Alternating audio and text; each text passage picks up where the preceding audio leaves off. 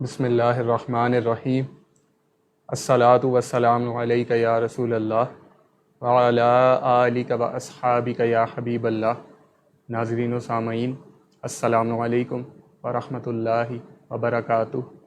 ایک مرتبہ پھر پیش خدمت ہے سوال و جواب کی نشست بعنوان ہم اور آپ علامہ اوکاڑوی کے ساتھ، جس میں آپ اپنے شرعی مسائل کے بارے میں رہنمائی حاصل کر سکیں گے۔ حضرت علامہ مولانا ڈاکٹر کوکب نورانی اوکاڑوی صاحب دامت برکاتہم العالیہ سے آپ خطیب اعظم پاکستان مولانا محمد شفیع اوکاڑوی صاحب رحمۃ اللہ علیہ کے فرزند ہیں، متعدد کتابوں کے آپ مصنف ہیں۔ آئیے ہم مل کر انہیں خوش آمدید کہتے ہیں۔ السلام علیکم ورحمۃ اللہ وبرکاتہ۔ جی وعلیکم السلام، اور تمام ناظرین و سامعین کو بھی السلام علیکم ورحمۃ اللہ وبرکاتہ۔ آپ لوگ اپنے سوالات کامنٹ سیکشن کے ذریعے بھیج سکتے ہیں۔ اگر آپ کی آئی ڈی اپنے اصل نام کے ساتھ نہیں تو آپ سوال کے ابتدا میں اپنا نام اور اپنے شہر کا نام لکھ کر بھیج دیجئے، انشاءاللہ سوال شامل کر لیا جائے گا۔ اسی دوران کہ آپ کے سوالات فیس بک اسٹریم پر آنے شروع ہوں، واٹس ایپ اور پیج ان باکس کے ذریعے جو سوالات موصول ہوئے ہفتہ بھر میں ان سے آغاز کریں گے۔ اسامہ شفیع صاحب کا سوال، کیا ہر درخت پر جنات ہوتے ہیں؟ بسم اللہ والحمد للہ والصلاة والسلام علی رسول اللہ۔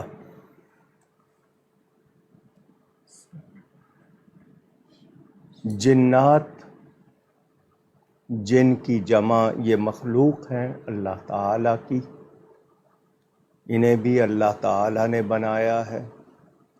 قرآن کریم میں پوری سورت موجود ہے، مگر یہ کہنا کہ ہر درخت پر ہیں، کیا اس کے بارے میں کوئی روایت ہے، کوئی ایسا بیان؟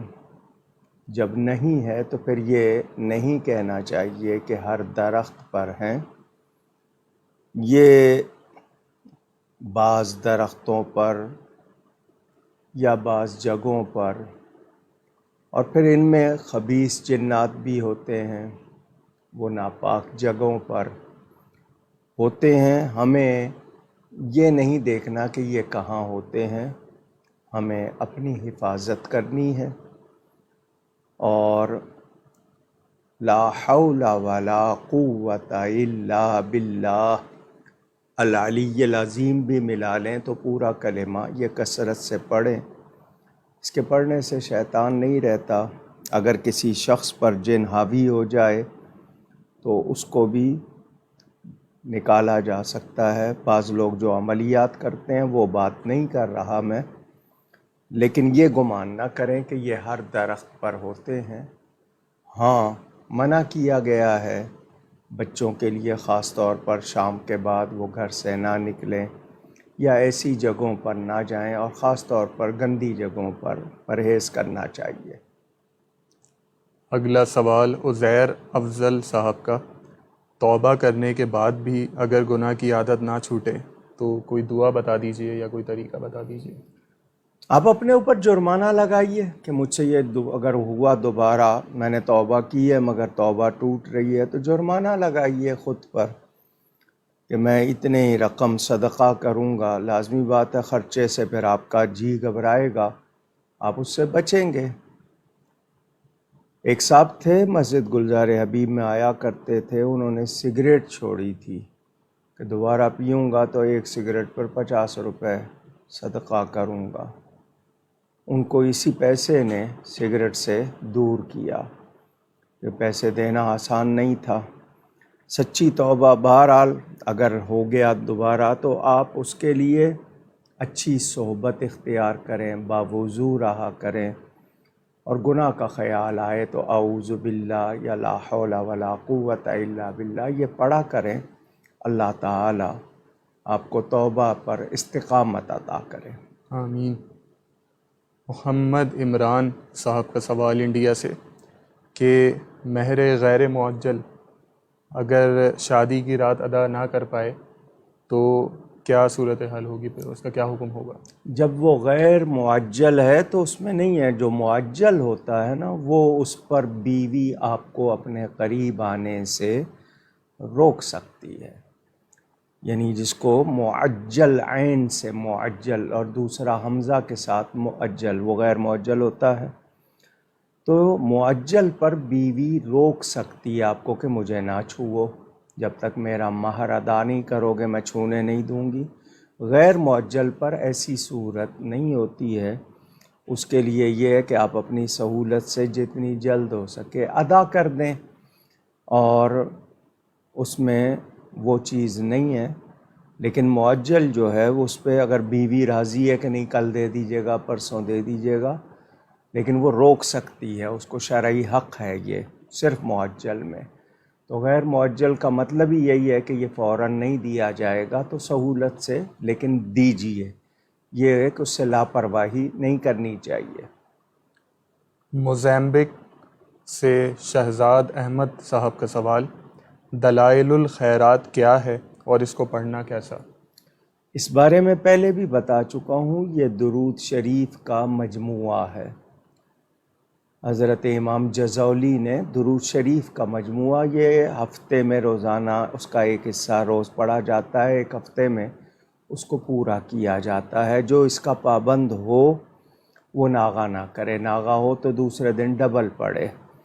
تو یہ درود شریف کا مجموعہ ہے. انہوں نے بہترین صیغوں کے ساتھ درود شریف جمع کیے ہیں، اسی لیے اس کو دلائل الخیرات کا نام دیا ہے کہ یہ بھلائیوں کی باتیں ہیں. تو درود شریف چونکہ مقبول نیکی ہے تو انہوں نے لوگوں کی آسانی کے لیے بہترین الفاظ کے ساتھ مجموعہ تیار کیا ہے. چھور شریف ایک درگاہ ہے پاکستان میں، وہاں کے بزرگوں نے وہ 30 پاروں کی شکل میں انہوں نے درود شریف کا مجموعہ اوائل الخیرات ہے. اس کے علاوہ اور بہت ہیں، تو یہ درود شریف کے مجموعے ہیں. فیصل اسلم صاحب کا سوال کہ کسی حلالہ سینٹر سے یا پھر مختلف میٹریمونیل ایجنسیز جو ہیں ان سے حلالہ کروانا کیسا ہے؟ حلالہ کوئی طے شدہ پروگرام جس طرح کوئی کاروباری طور پر یہ نہیں کرنا چاہیے، یہ گناہ کی بات ہے. کسی نے حلالہ کروانا ہے تو اس کا طریقہ یہ نہیں ہے کہ جی آپ نے کوئی سینٹر کھول لیں اور وہاں پر بندے ہائر کر لیں. یہ تو جب میاں بیوی غلطی کر بیٹھتے ہیں طلاق دیکھ کر، اکٹھی 3 طلاقیں، اور پھر پچھتاتے ہیں، تو پھر عدت پوری کر کے کسی شخص سے کہا جاتا ہے، بتا دیا جاتا ہے لیکن اشاروں کنایوں میں کہ اس کے ساتھ یہ مہربانی کر دو تاکہ یہ دوبارہ مل جائیں. لیکن یہ طے کر کے پورا اس طرح کرنا یہ غلط بات ہے، اور سینٹر کھولنا اس کا یہ تو اور ہی غلط بات ہے. بنت ایوب صاحبہ کے سوالات راولپنڈی سے.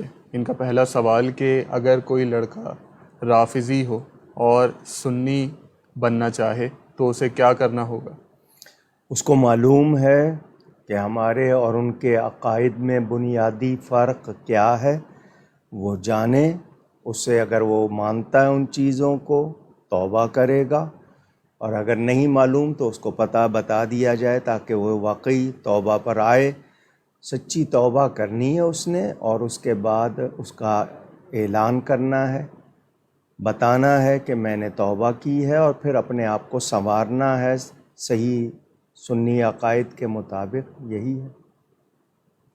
ان کا دوسرا سوال کہ گھر میں اگر بڑی عمر کے بزرگ مہمان کے طور پر آئیں تو حسب رواج وہ بزرگ سر پر ہاتھ پھیرتے ہیں، تو جو نامحرم ہو تو تب اس کا کیا حکم ہوگا؟ کیا وہ وعید لازم آئے گی جو کہ نامحرم کو چھونے کے متعلق ہے؟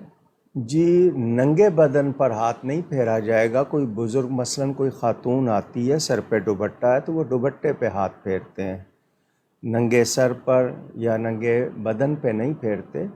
وہ اگر اس کے دوپٹے پہ ہاتھ پھیریں تو اس میں کوئی حرج نہیں ہے.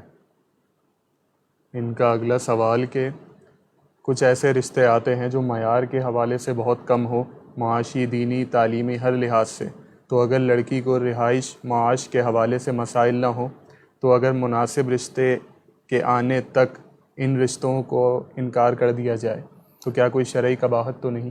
جی مسئلہ یہ ہے کہ جی جن کاموں میں جلدی کرنی چاہیے ان میں یہ ہے کہ لڑکی بالغ ہو گئی اور کوئی رشتہ آ گیا، اس میں جو بنیادی چیز دیکھنی ہے وہ ایمان، دین ایمان، کہ وہ عقیدہ صحیح ہو، پھر اس کے بعد باقی چیزیں ہیں، اس میں مال بھی ہے، خاندان بھی ہے، حسن بھی ہے۔ تو اگر نیک ہے اور کمزور بھی ہے تو اللہ تعالیٰ غنی کر دیتا ہے، یعنی شادی کبھی کبھی ان کو مالدار کر دیتی ہے۔ تو صرف اتنا ہو کہ وہ اس کو کھلا سکے، اتنی معاش تو ہوگی کہ اس کو کھانا کھلا سکے، کوئی چھت کے نیچے رکھ سکے، کوئی ایک کمرہ تو ہوگا۔ لیکن صرف اس لیے کہ اور عمر زیادہ گزر جائے پھر کہیں گے جی اب اچھے رشتے نہیں آ رہے یا دوسری باتیں ہیں، تو پھر اس طرح تاخیر کرنا، بس ایمان ہے اور اتنا نیک ہے کہ مطلب خاندانی ہے اور کھلا سکتا ہے، تو مزید تاخیر بہتر نہیں ہوتی۔ اگلے سوالات طلحہ صاحب کے۔ ان کا پہلا سوال کہ آج کل بازار کی ہر چیز پر نام لکھے ہوتے ہیں، تو کیا ان ناموں کو مٹا کر ردی والے کو دے سکتے ہیں؟ جی کچھ لوگ برکت کے لیے نام رکھ لیتے ہیں اپنے مشائخ کے حوالے سے، مقدس جگہوں کے حوالے سے، مدینہ، مصطفیٰ، یہ اس طرح کے نام ملتے ہیں، محمدی کے لفظ ملتے ہیں۔ اب اس کو آپ پرنٹ کریں، وہ جناب اس کا استعمال جیسا کیسا ہے، تو یہ اچھی بات نہیں ہے۔ اس کے لیے ہے کہ آپ نے دکان پہ بورڈ لگا لیا، ٹھیک ہے، لیکن ہر چیز پہ پرنٹ کریں تو پھر اس کا وہاں سنگاپور میں ایک وہ مصطفیٰ بڑا مشہور، اس نے شوز پر بھی وہ لکھوا دیا، اس کو پیغام بھیجا کہ یہ آپ نے جوتوں پر بھی لکھوا دیا ہے، تو بہت زیادہ احتیاط کی ضرورت ہوتی ہے۔ تو اگر آپ نے نام رکھا ہے، نام رکھنے میں منع نہیں ہے، مگر ہر چیز پہ پرنٹ کرنا اور اس کی وہ ردی جانا، اب لازمی بات ہے آپ وہ کتنے کاغذ کاٹیں گے، کسی نے کر لیا کوئی پرواہ نہیں کرے گا، تو اس میں چھاپتے ہوئے انیشلز جیسے لگائے جاتے ہیں اس طرح لگا لیں، یا کوئی اور اس کا مخفف ایبریویشن جس کو کہتے ہیں وہ بنائیں، لیکن پوری عربی عبارت یا اس میں لکھا ہوگا اور پھر اس کی بے ادبی ہوگی، تو یہ اچھی بات نہیں ہے۔ ان کا اگلا سوال کہ کیا مخصوص ایام میں خواتین موبائل کی اسکرین پر قرآن پاک سنتے وقت ہاتھ لگا سکتی ہیں؟ اسکرین کو چونکہ وہ اسکرین کے نیچے ہے جو چیز ہے، بہتر نہیں ہوتا اس کو چھونا، لیکن دیکھ لیں اس کو۔ اب یہ ہے کہ اسکرین پر لازمی بات ہے وہ چیز الفاظ ہیں تو لوگ یہی سمجھیں گے کہ یہ قرآن کو چھو رہے ہیں۔ خواتین ان دنوں میں سن رہی ہیں، سنیں، لیکن یہ ہے کہ اس طرح وہ اپنی انگلی کا استعمال کسی کپڑے کے ساتھ کر لیں تو زیادہ بہتر ہے، یہ ادب کی وجہ سے، ورنہ یہ کہ وہ چونکہ اسکرین پر وہ قرآن چھپا ہوا نہیں ہے لیکن نظر آ رہا ہے تو احتیاط کریں، کوئی کاغذ، کوئی پاکیزہ چیز، کوئی دوسری درمیان میں حائل کر لیں۔ فرقان محمود آج کل وہ پین بھی تو آتے ہیں، جی، ای قرآن کے نام سے، نہیں یہ صرف یوز کرنے کے لیے، ٹچ کے لیے وہ آتے ہیں، تو وہ اس کے آگے وہ ربر سا ہوتا ہے کوئی لگا ہوا، وہ یوز کر لیا کریں۔ فرقان محمود صاحب کا سوال کہ میرے پاس اتنی رقم موجود ہے کہ میں اپنا جانور لے کر قربانی کر سکتا ہوں، لیکن پھر بھی میں حصہ ڈال رہا ہوں تاکہ میں آنے والے بچے کا عقیقہ کر سکوں، رہنمائی فرمائیے۔ جی آپ نے قربانی کرنی ہے وہ حصے میں کریں یا اپنا جانور لے کے کریں، خوش دلی سے زیادہ خرچ کریں، کوئی بات نہیں۔ آپ کے گھر کے افراد باقی ہیں، ان کی طرف سے بھی آپ اگر اللہ نے وسعت دی ہے تو چھوٹے بچوں کی طرف سے بھی کریں، لیکن یہ کہ آپ وہ حصہ ڈالیں یا قربانی کریں، دونوں صورتوں میں واجب ادا ہو جائے گا، لیکن خام خواہ کنجوسی نہیں کرنی ہے، خوش دلی سے کرنا ہے، اچھا کریں گے زیادہ ثواب، لیکن یہ کہ حصہ بھی ڈالیں گے، قربانی وہ واجب ادا ہو جائے گا۔ عزیر افضل صاحب کے سوالات، اسٹاک ایکسچینج کے کاروبار کے بارے میں بتا دیجیے، اس کا کیا شرعی حکم ہے؟ میری جتنی معلومات ہیں کہ وہاں جوا بھی ہوتا ہے، سٹا بھی کھیلا جاتا ہے، اور اگر صاف ستھرا کام ہو، اس میں سٹا اور جوا نہ ہو تو کوئی بات نہیں ہے، آپ مضاربت کریں، شیئر خریدیں، لیکن جہاں کہیں اس میں سود آئے گا یا جوا آئے گا یا سٹا آئے گا وہ غلط ہو جائے گا، وہ جائز نہیں رہے گا۔ تسلی کر لیں، صاف ستھرا کام ہے، کیا جا سکتا ہے، لیکن وہاں پر میری معلومات کے مطابق ان سے خالی نہیں ہے کوئی۔ ان کا اگلا سوال سود کے متعلق کہ سود کا کیا عذاب ہوگا، قرآن و حدیث کی روشنی میں بتا دیجیے۔ اللہ اور اس کے رسول کے ساتھ جنگ ہے، یہ کھلے الفاظ بیان کیے گئے ہیں کہ یہ اللہ اور اس کے رسول کے ساتھ جنگ ہے، اور یہاں تک روایت میں ہے کہ ماں کے ساتھ کوئی برا کام کرے کتنا برا اس کو کہا جائے گا، یہ اس سے بھی بری چیز ہے۔ اگلا سوال یوسف صاحب کا، اللہ تعالیٰ قرآن کریم میں فرماتا ہے کہ جس کا مفہوم ہے کہ نماز قائم کرو، زکوٰۃ ادا کرو اور رکوع کرنے والوں کے ساتھ رکوع کرو، تو سوال یہ ہے کہ رکوع تو ایک رکن ہے نماز کا، تو پھر یہ رکوع کا تذکرہ بالکل الگ سے کیوں ہوا؟ دیکھیں، اس میں جو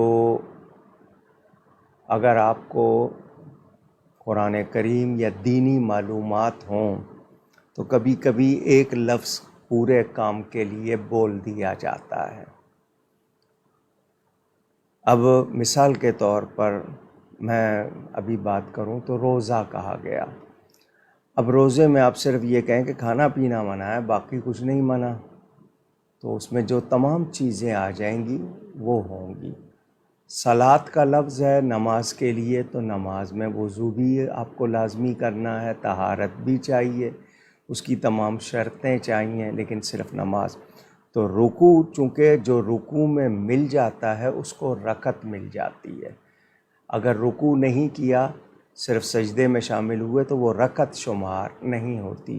یہ مختصر آپ کے لیے اس وقت جواب، ورنہ اس پہ کچھ بولنے کو جی چاہ رہا تھا کہ آپ کو بتاؤں کہ اس میں کیا خاص بات ہے، تو آپ اس کو زیادہ سمجھتے، لیکن آپ کے لیے اتنا ہی ہے کہ اللہ تعالیٰ کے فرمان کے مطابق جب فرمایا گیا ہے تو اس میں یہی چیز ہے کہ جی نماز آپ نے آ کر شامل ہوئے ہیں اور آپ کو رکوع مل گیا ہے، تو رکوع ملنے سے آپ کو وہ رکعت مل جاتی ہے۔ آپ کے لیے صرف اتنا بیان۔ لاہور سے حمیرہ صاحبہ کا سوال کہ میں نماز پڑھتی ہوں مگر روٹین نہیں بنتا، کبھی 2 وقت کی یا کبھی 3 وقت کی، اس طرح ادا ہو پاتی ہے، مہربانی فرمائیے کہ میں کس طرح نماز کی پابند ہو سکتی ہوں۔ آسان طریقہ تو یہ ہے کہ ادھر اذان ہو ادھر آپ فوراً پڑھ لیں، وضو کریں اور نماز پڑھ لیں، جب اس طرح آپ کو احساس ہوگا تو آپ ادا کریں گے، جب آپ ٹالتے ہیں تو پھر وہ ٹلتی ہے۔ یہ اپنے مزاج کی بات ہے، باقی چیزوں کے لیے بھی تو آپ تیاری کرتی ہوں گی نا، فلاں چیز فلاں وقت پہ چاہیے، اس کے لیے چونکہ آپ کو کرنا ہے آپ کرتی ہیں، تو یہ ارادہ ہے، آپ کے ارادے کی قوت جو ہے وہ آپ کو لائے گی اس طرح۔ تو آپ اپنے آپ پر لازم کر لیں کہ اذان سنتے ہی میں نے فوراً وضو کرنا ہے اور نماز پڑھنی ہے، باقی کام بعد میں۔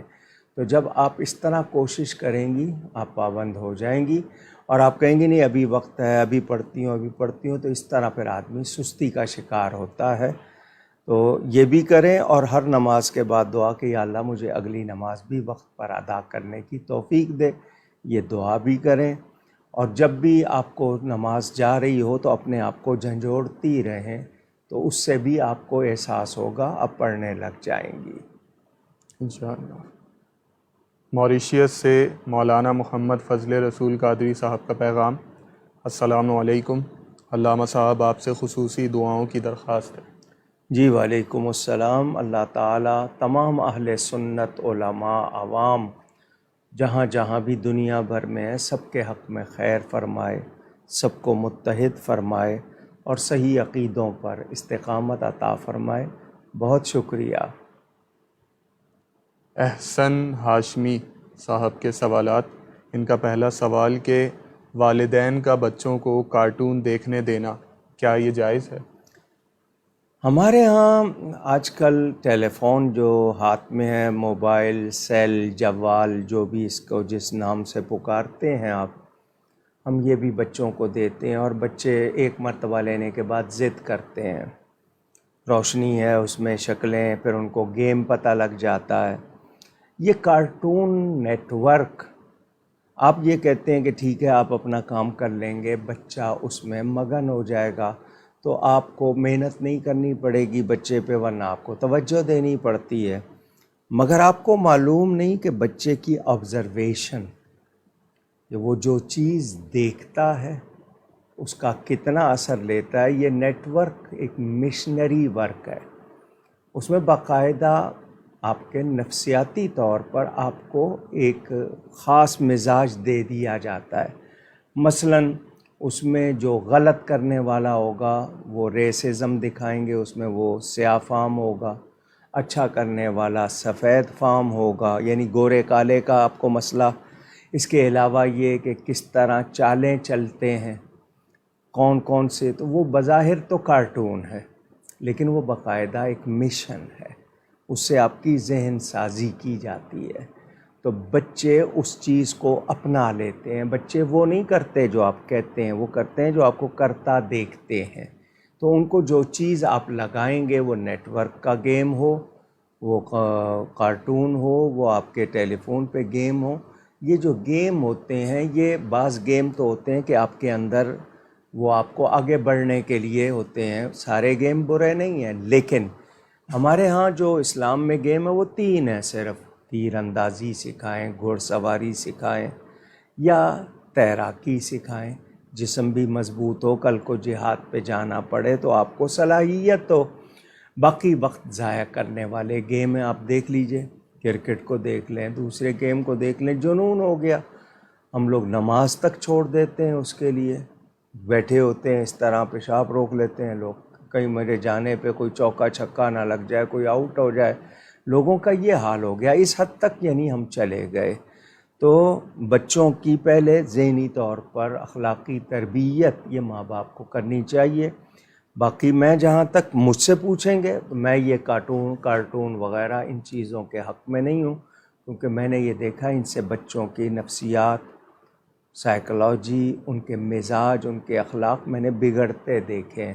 اسی طرح پوئم ہے، آپ کہتے ہیں بچے کو کچھ سناؤ تو آپ نے اس کو دینی تو باتیں یاد نہیں کروائی ہوئی، وہ غلط ہیں، وہی وہ دہراتا ہے۔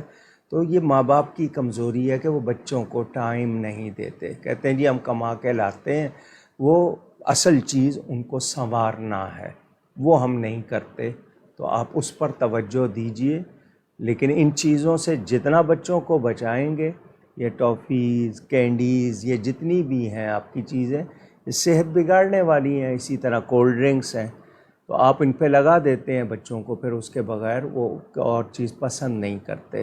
تو تھوڑی سی محنت کیجئے تاکہ ان کی ابتدا اچھی ہو جائے، نشو و نما اچھی ہو جائے، ذہنی بھی، جسمانی بھی، اخلاقی بھی۔ تو ماں باپ تھوڑی سی محنت کریں، یہ آپ کی اصل کمائی ہے اولاد، باقی چیزیں نہیں۔ یہ ان کو آپ کیسا کر کے جائیں گے اس کا آپ نے آگے جواب بھی دینا ہے۔ ان کا اگلا سوال کہ بچوں کو کھلونے دلانے کے حوالے سے کیا شرعی حکم ہے؟ جی کھلونے ان کو دیے جا سکتے ہیں، مگر ایسے کھلونے نہیں دیے جائیں جن میں بت پرستی آئے، یا ان کو آپ وہ بندوقیں لے دیں تو وہ ایک دوسرے پہ چلائیں۔ اچھے کھلونے لے کے دیں جن سے وہ، بلکہ آؤٹ ڈور گیم یعنی باہر کھیلنا آپ نے وہ ختم کر دیا ہے۔ اب ہر وقت کوئی بیٹھا ہوا ہے ایک ہی جگہ ٹکا ہوا ہے، یعنی ماں باپ کو بلانا بھی ہے تو وہ میسج بھیجیں یا وہ ٹیلی فون کریں۔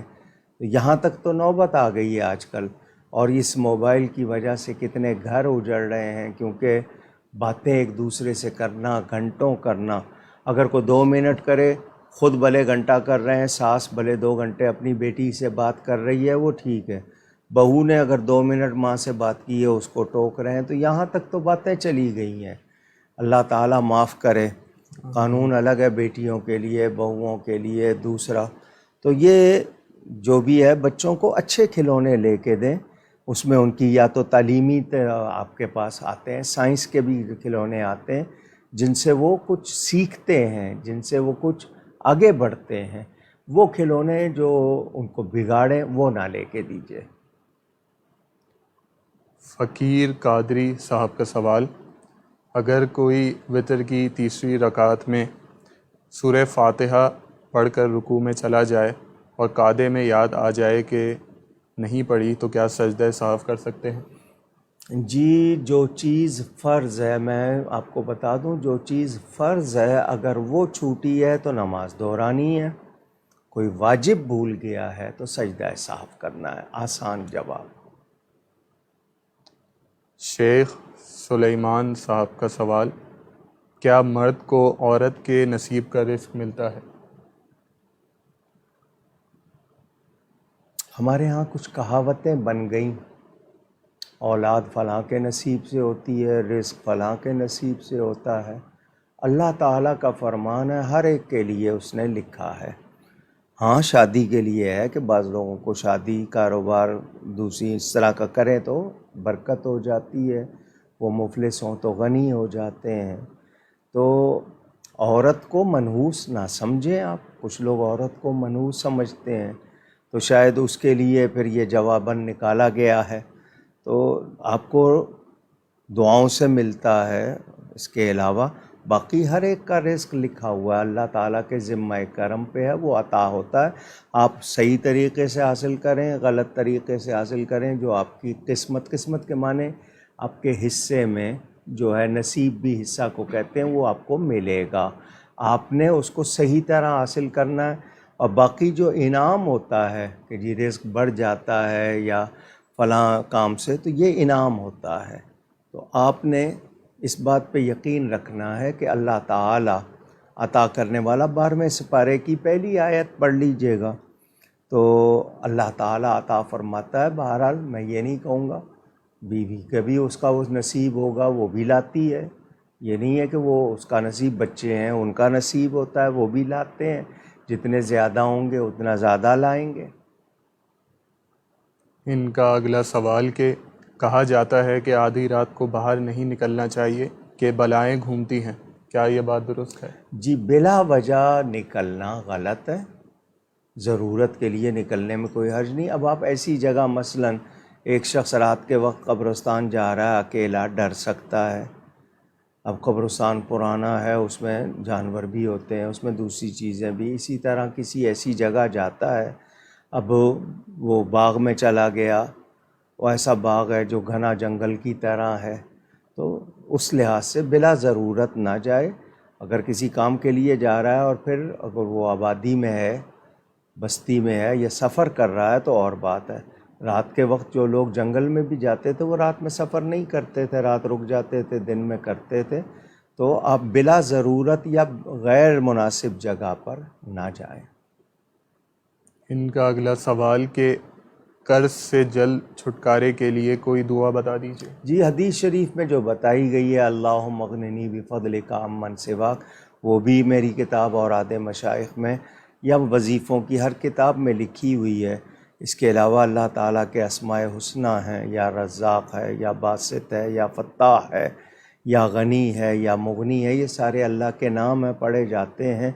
لیکن اس کے لیے یہی ہے کہ آپ نماز حاجت بھی پڑھیں، کوشش بھی کریں، تو اللہ تعالیٰ آسانی کرے گا۔ صبح فجر کی نماز وقت پہ پڑھیں، اور سورج نکلنے تک یہ جو تسبیح ہے، سبحان اللہ و بحمدہ، سبحان اللہ العظیم و بحمدہ استغفر اللہ، یہ جو کثرت سے پڑھتا ہے اس کو اللہ تعالیٰ بہت جلد غنی کر دیتا ہے۔ ایمن صاحبہ، آپ نے نماز پر پابندی کے حوالے سے طریقہ کار پوچھا، تو ابھی کچھ دیر پہلے علامہ صاحب نے ایک سوال کے جواب میں اس پر کلام فرمایا، آپ ریوائنڈ کر کے دیکھ سکتی ہیں۔ اگلا سوال شاہ رخ صاحب کا، ترک رفع یدین کی احادیث کن کتابوں میں مل سکیں گی؟ جہاں رفع یدین کے باب ہیں وہاں ترک کا بھی ذکر ہے۔ آپ حدیث کی کتاب اگر دیکھنا جانتے ہیں تو اس میں ابواب ہوتے ہیں، ان میں دیکھیں، ورنہ ہمارے علماء نے الگ بھی اس پر کتابیں جمع کی ہیں اور لکھا ہے اس کو۔ اور والد صاحب قبلہ کی انوار رسالت، اس میں یہ مسئلہ بہت تفصیل سے تو نہیں لیکن واضح بیان ہوا ہے، وہ بھی دیکھ سکتے ہیں۔ اور آپ کو ترک رفع یدین اگر لکھیں گے صرف گوگل پہ تو بھی حدیثیں سامنے آ جائیں گی، وہ بھی لوگوں نے چڑھائی ہوئی ہیں، اور احناف نے بہت کتابیں اس پر لکھی ہیں۔ کامران میمن صاحب کا سوال، بچے کے کان میں اذان کب دینی چاہیے؟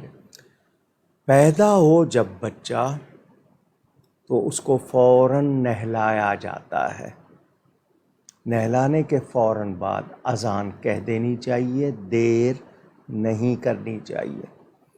آج کل کچھ جگہوں پر یہ ہے، ہاسپٹلز میں بچے ہوتے ہیں تو وہ نہلائے بغیر بچے کو مشین میں ڈال دیتے ہیں، تو اس کو پہلے ایک مرتبہ غسل دیا جائے، نیم گرم پانی سے، بالکل ٹھنڈے پانی سے نہیں دینا چاہیے، گرمی بھی ہو تو نیم گرم پانی سے اس کو ایک بار صاف کیا جائے۔ مشین میں بھی رکھ رہے ہیں تو رکھنے سے پہلے اذان کہہ دینی چاہیے۔ اذان میں دیر کی جائے تو بچے میں کوئی کسر رہ جاتی ہے، پھر آپ ساری عمر دواؤں سے پوری کرتے ہیں، تو دیر نہیں کرنی چاہیے، بلکہ 7 دن، بعض لوگ تو 40 دن مسلسل دائیں کان میں اذان بائیں کان میں اقامت کہتے ہیں، جتنا زیادہ کہیں گے تاکہ شیطان کو بچے میں راہ نہ ملے۔ ام شہباز صاحبہ کا سوال کہ اگر رشتے آئیں تو ان سے عقائد کی جانچ کس طرح کی جائے، کیا طریقہ کار ہوگا؟ شرماتے کیوں ہیں؟ باقی چیزیں تو پوچھ لیتے ہیں، جی کیا پڑھے ہیں، کیا کرتے ہیں، تو یہ بھی پوچھ لیں کہ جی آپ عقائد کے لحاظ سے کیا ہیں، اس میں کیوں شرماتے ہیں؟ وہ بنیادی چیز ہے، ایمان کی بات ہے، اپنا بتائیں، ان سے کہیں کہ جی ہم اہل سنت و جماعت ہیں، صحیح جو بھی ہے سنی بریلوی ہیں، آپ لوگ کون ہیں، پوچھ لیا جائے، اس میں شرمانے کی بات نہیں ہے کوئی بھی، اور اس میں تکلف کرنا، غلطی کرنا بہت مہنگا پڑتا ہے۔ عائشہ صاحبہ کے سوالات، کچھ لوگ بیت الخلاء میں موبائل لے جانے کے عادی ہوتے ہیں اور کچھ لوگ اخبار بھی، تو اس کا کیا حکم ہے؟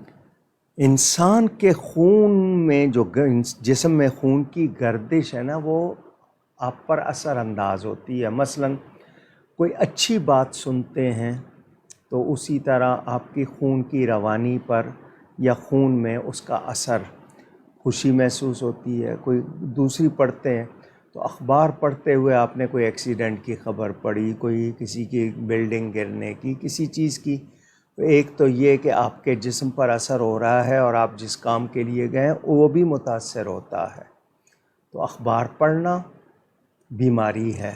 باتھ روم میں، ٹوائلٹ میں اخبار پڑھنا بیماری ہے، اچھی بات نہیں ہے، جسمانی طور پر بھی، ایمانی طور پر بھی، کہ اس میں اللہ کا نام بھی لکھا ہوگا، کوئی اور باتیں لکھی ہوں گی، اس کو وہاں لے جانا یوں بھی غلط ہوا، اور پھر اثر ہوتا ہے، آپ کی سوچ اسی حساب سے چلتی ہے تو پورے جسم کے نظام پر، تو معلوم ہوا کہ جی آپ گئے تھے اجابت کے لیے، کھل کے نہیں ہوئی، کوئی اور چیز ہو گئی، تو یہ محسوسات آپ کے تمام جسم پر اثر انداز ہوتے ہیں، تو موبائل بھی لے جانا وہاں پر، اور باتھ روم میں تو بات نہیں کرنی چاہیے۔ تو اگر آپ کو اتنا ہی زیادہ مسئلہ ہے تو آپ اس وقت میسج لگا کے چلے جائیں کہ جی مجھے 5 منٹ بعد فون کریں۔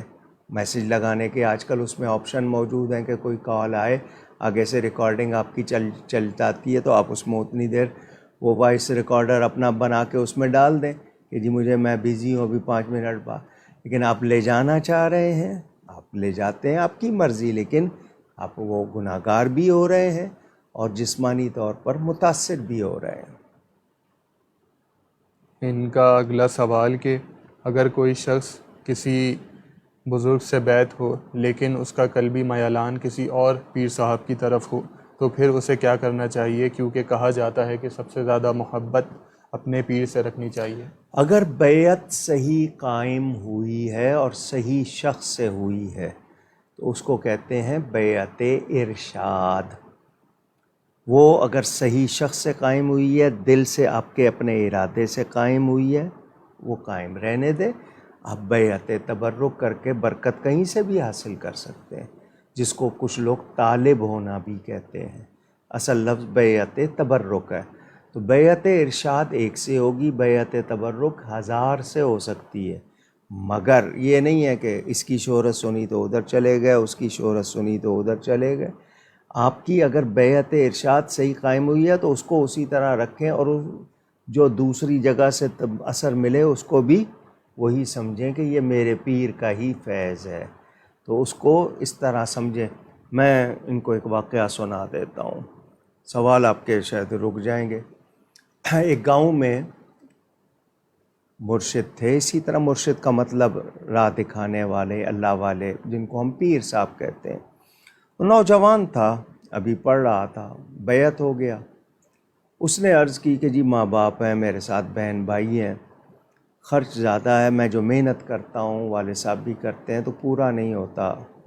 تو انہوں نے کہا کاغذ دو، کاغذ دیا، انہوں نے اس پہ ایک کا ہندسہ ڈیجٹ 1 لکھ دیا اور کہا کہ یہ تکیے کے نیچے رکھنا، تمہیں روز 1 روپیہ مل جایا کرے گا، صبح اٹھو گے تکیے کے نیچے سے دیکھنا 1 روپیہ مل جایا کرے گا۔ وہ ایسا ہونے لگا، جھوٹا واقعہ نہیں سنا رہا ہوں، لیکن آپ یعنی اب ڈھونڈیں کہ کوئی مل جائے اور اسے آپ کہیں کہ لکھو اور ہمارے تکیے کے نیچے سے نکلے، آپ اس طرح سوچنے لگ جائیں گے۔ اس زمانے میں 1 روپیہ بہت چیز تھی، خیر بہنوں کی شادی ہوئی، گھر کے حالات بہتر ہوئے، روز 1 روپیہ مل جاتا تھا، آسانی ہو گئی۔ یہ اس وقت کی بات ہے جب 1 پیسے میں آپ کو اتنے چنے مل جاتے تھے کہ آپ کھاتے کھاتے تھک جاتے تھے، ختم نہیں ہوتے تھے، آنا دو آنے میں پورا گھر کھا لیا کرتا تھا۔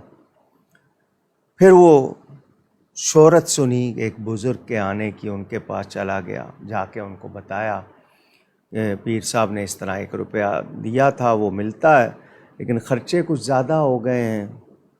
انہوں نے کہا کہاں ہے وہ کاغذ؟ انہوں نے اس پر 1 زیرو لگا دیا، 0 اور کتنے ہو گئے؟ 10۔ اب 10 روپے ملنے لگ گئے، نوٹ نہیں تھا، سکے ہی اس زمانے میں تھے، بڑا خوش ہو گیا۔ کچھ برس گزرے، جو گھر کے کام تھے کتنے بہتر ہوئے۔ ایک اور بزرگ کی شہرت سنی، وہ آئے، ان کے پاس گیا، ان کو بھی جا کے ساری بات سنائی۔ انہوں نے کہا وہ کاغذ کہاں ہے؟ انہوں نے 1 0 اور لگا دیا، 100 روپیہ ملنے لگ گیا، بہت خوشحال ہو گیا۔ اتفاق سے اپنے پیر صاحب سے ملاقات ہو گئی، جنہوں نے 1 لکھا تھا نا، ان سے پھر ملاقات ہو گئی۔ تو یہ منہ سے نکل گیا کہ آپ تو 1 دیتے تھے، فلاں پیر صاحب کے پاس گیا، انہوں نے وہ 0 لگا دیے، 10 ملنے لگے، پھر 100 ملنے لگے، آپ تو 1 ہی دیتے تھے۔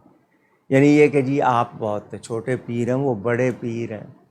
اس کے منہ سے ایسا تاثر ظاہر ہوا، تو پیر صاحب نے کہا کوئی بات نہیں، وہ کاغذ کہاں ہے؟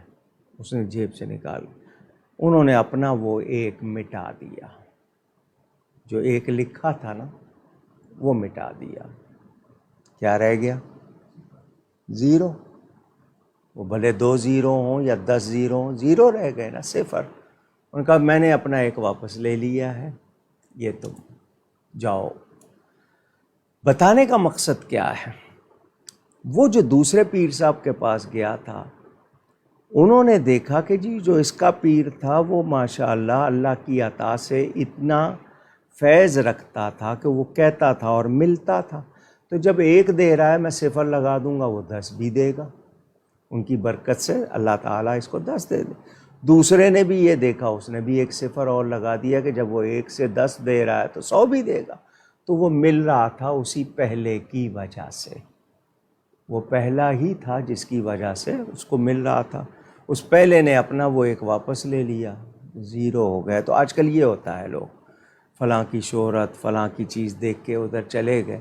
تو صحیح بیعت اگر واقعی کسی صحیح شخص سے، نشانیاں 2 ہیں صحیح شخص کی، ایمان اور تقوی، عقیدے بھی صحیح ہوں، عمل بھی صحیح ہوں، تو اگر وہ قائم ہوئی ہے تو وہ بیعت ارشاد ہے، اس کو رکھیں۔ ہاں عقیدے کا مسئلہ ہے یا اس کے عمل کا مسئلہ ہے، آپ توڑ دیں، لیکن بیعت تبرک 1000 سے ہو سکتی ہے آپ کی کسی اور سے۔ مثلاً ایک قادری ہے، غوث پاک کا ماننے والا، وہ خواجہ غریب نواز کے پاس بھی جاتا ہے دعا لینے، تو غلط تو نہیں ہے۔ وہ خواجہ نقشبند کے پاس بھی جاتا ہے تو غلط تو نہیں ہے۔ بیعت اس کی قادری سلسلے میں ہے، لیکن وہ اللہ والوں سے سب سے محبت رکھتا ہے، تو یہ ہے بات، میں نے جس طرح سمجھائی ہے امید ہے سمجھ آ گئی ہوگی۔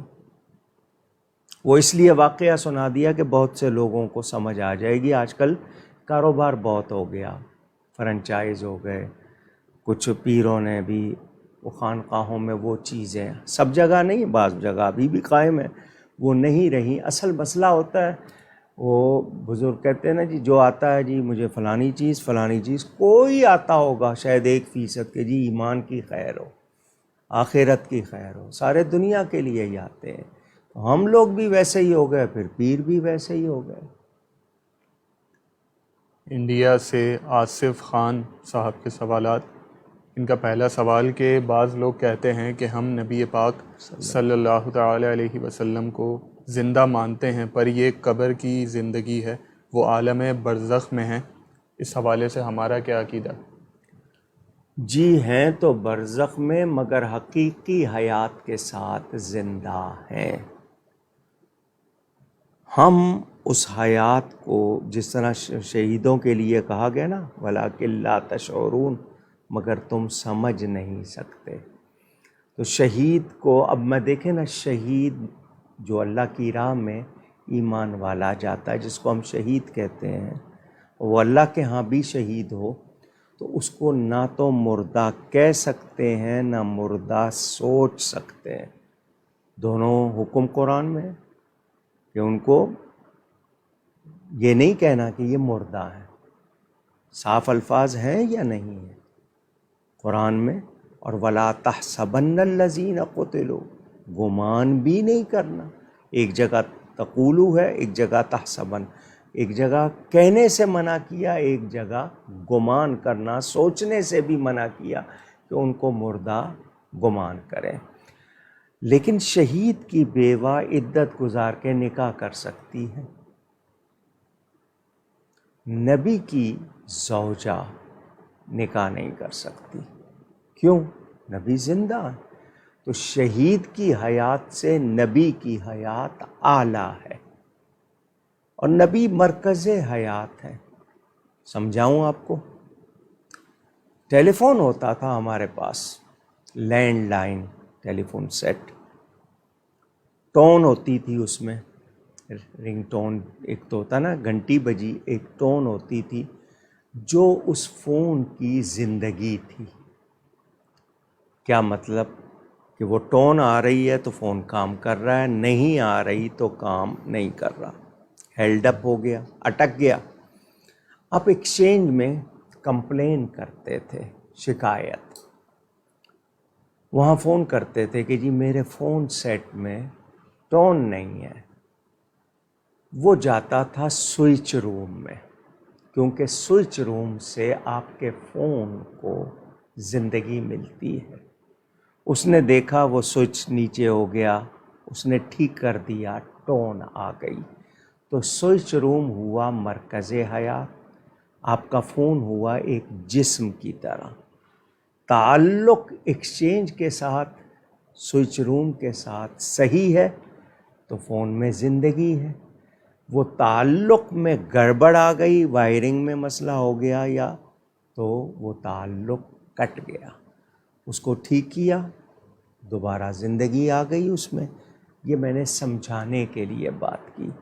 مرکز حیات میرے نبی پاک صلی اللہ علیہ وسلم ہے، جن کا تعلق ان کے ساتھ صحیح ہے وہ زندہ ہے، جن کا تعلق ان کے ساتھ صحیح نہیں ہے تو میرا جملہ یاد کر لیجئے، جس کا تعلق نبی پاک صلی اللہ علیہ وسلم کے ساتھ صحیح نہیں ہے وہ چلتا پھرتا بازار میں بھی مردہ ہے، جس کا تعلق صحیح ہے وہ سویا ہوا مزار میں بھی زندہ ہے۔ اگر آپ کو سمجھ آئی ہو تو نبی کی حیات کو سمجھنا ہو تو حیات النبی کے موضوع پر کتابیں ہیں، ورنہ ذکر جمیل میرے والد صاحب کی شاہکار کتاب اردو انگلش دونوں میں ہے، اس میں بھی یہ مسئلہ بیان ہوا ہے۔ وہ جڑ ہیں، اصل کائنات ہیں، اور یہ نہیں ہو سکتا کہ بیج جڑ ختم ہو جائے اور درخت ہرا بھرا رہے۔ تو یہ کائنات ہے اسی لیے کہ اس کائنات کی جان پیارے مصطفیٰ صلی اللہ علیہ وسلم زندہ ہیں۔ ہماری آنکھوں سے اوجل ہوئے ہیں، وہ قبر شریف میں حقیقی حیات کے ساتھ زندہ ہیں، اور ان کے لیے تو وعدہ ہے وَلَلْآخِرَةُ خَيْرٌ لَكَ مِنَ الْأُولَى، ان کے لیے ہر آنے والا لمحہ گزرے ہوئے سے بہتر۔ تو اگر وہ زندہ نہیں ہے تو پھر بہتر کہاں ہوگا؟ تو آپ کو اس کو سمجھنا ہوگا، اس کی تفصیل میں جائیے گا، ورنہ اس موضوع پر جب ہم تقریر کرتے ہیں تو مزید دلائل بیان کرتے ہیں، وہ آپ سنیں پڑھیں گے تو آپ کو بھی اور زیادہ یقین ہو جائے گا۔ ان کا اگلا سوال کہ اگر کسی کے پیر صاحب ذرا ذرا سے مسائل میں اختلاف پر دوسرے سنی علماء کا رد کرتے ہیں اور ان کی توہین کرتے ہیں، ان سے دور رہنے کو کہتے ہیں، تو مرید کو کیا کرنا چاہیے؟ عالم حق سے مراد دین کا سچا عالم، اگر واقعی وہ سچا عالم ہے، اس کی توہین دین کی توہین ہے جو کفر تک لے جاتی ہے۔ یہ میرا مسئلہ نہیں ہے، یہ سب کا مسئلہ ہے، سب علماء کے آپ کتابوں میں اس کے لیے دلیلیں پڑھیں گے۔ چونکہ دین کی وجہ سے ہی وہ عالم ہے، عالم دین ہے، تو اس کی توہین دین کی توہین ہوگی، اور یہ آپ کو کفر تک لے جائے گی۔ ہاں، وہ کسی مسئلے میں حق سے ہٹا ہوا ہو تو اس کو آگاہ کیا جائے گا، دوسرے علماء اس کو بتائیں گے۔ عام آدمی کو اس کی کوئی کمزوریوں کی وجہ سے بھی اس کی توہین کرنے کی اجازت نہیں ہے۔ مثلاً اس نے اس کی کوئی بشری کمزوری دیکھی تو اس کی وجہ سے بھی اس کی توہین کی اجازت نہیں ہے۔ کیوں کہ اس سے لوگوں کے دل میں دین کا مقام، عالم کا مقام کم کرنے والی سازش ہوگی نا۔ تو یہ کی جا رہی ہے اسی لیے کہ علماء کو متنازع بناؤ۔ جب علماء سے لوگوں کا تعلق کمزور ہو جائے گا، لوگ دین سے خود بخود دور ہو جائیں گے۔ تو یاد رہے، اگر کوئی شیخ کہلانے والا، استاد یا پیر کہلانے والا علماء کے دینی مسائل پر اس طرح طنز کرے، طعن کرے، وہ درست نہیں ہے، وہ غلط ہے، اس کو اس کی کوئی اجازت نہیں ہے کہ وہ ایسا کرے۔ ہاں، فروعی مسائل میں اختلاف ہوتا ہے، اگر عقیدے کی یا بنیادی باتوں میں ہے، ضروریات دین میں سے ہے، تو پھر رعایت نہیں ہوگی۔ لیکن کسی کے اندر کوئی چھوٹی موٹی اگر بات پہ فروعی مسئلے میں کسی کا موقف اور ہے تو اس کی توہین نہیں کی جائے گی، اس تک بات حق پہنچائی جائے گی، نہیں مانے گا تو وہ اس کے لیے نقصان دہ ہوگا۔ مگر عالم حق کی عام لوگوں کو توہین کرنا یا ان کے بارے میں زبان کھولنا یا پوسٹیں چڑھانا وہ بالکل درست نہیں ہے۔ ان کا اگلا سوال کہ بزرگان دین کے مزار کو مس کر کے جو پیلا دھاگا لوگ گھر والوں کو لا کر دیتے ہیں، کیا یہ جائز ہے؟ تبرک کے طور پر رکھ لینا تو ٹھیک ہے، لیکن یہ ہاتھ پہ باندھنا وغیرہ درست نہیں ہے۔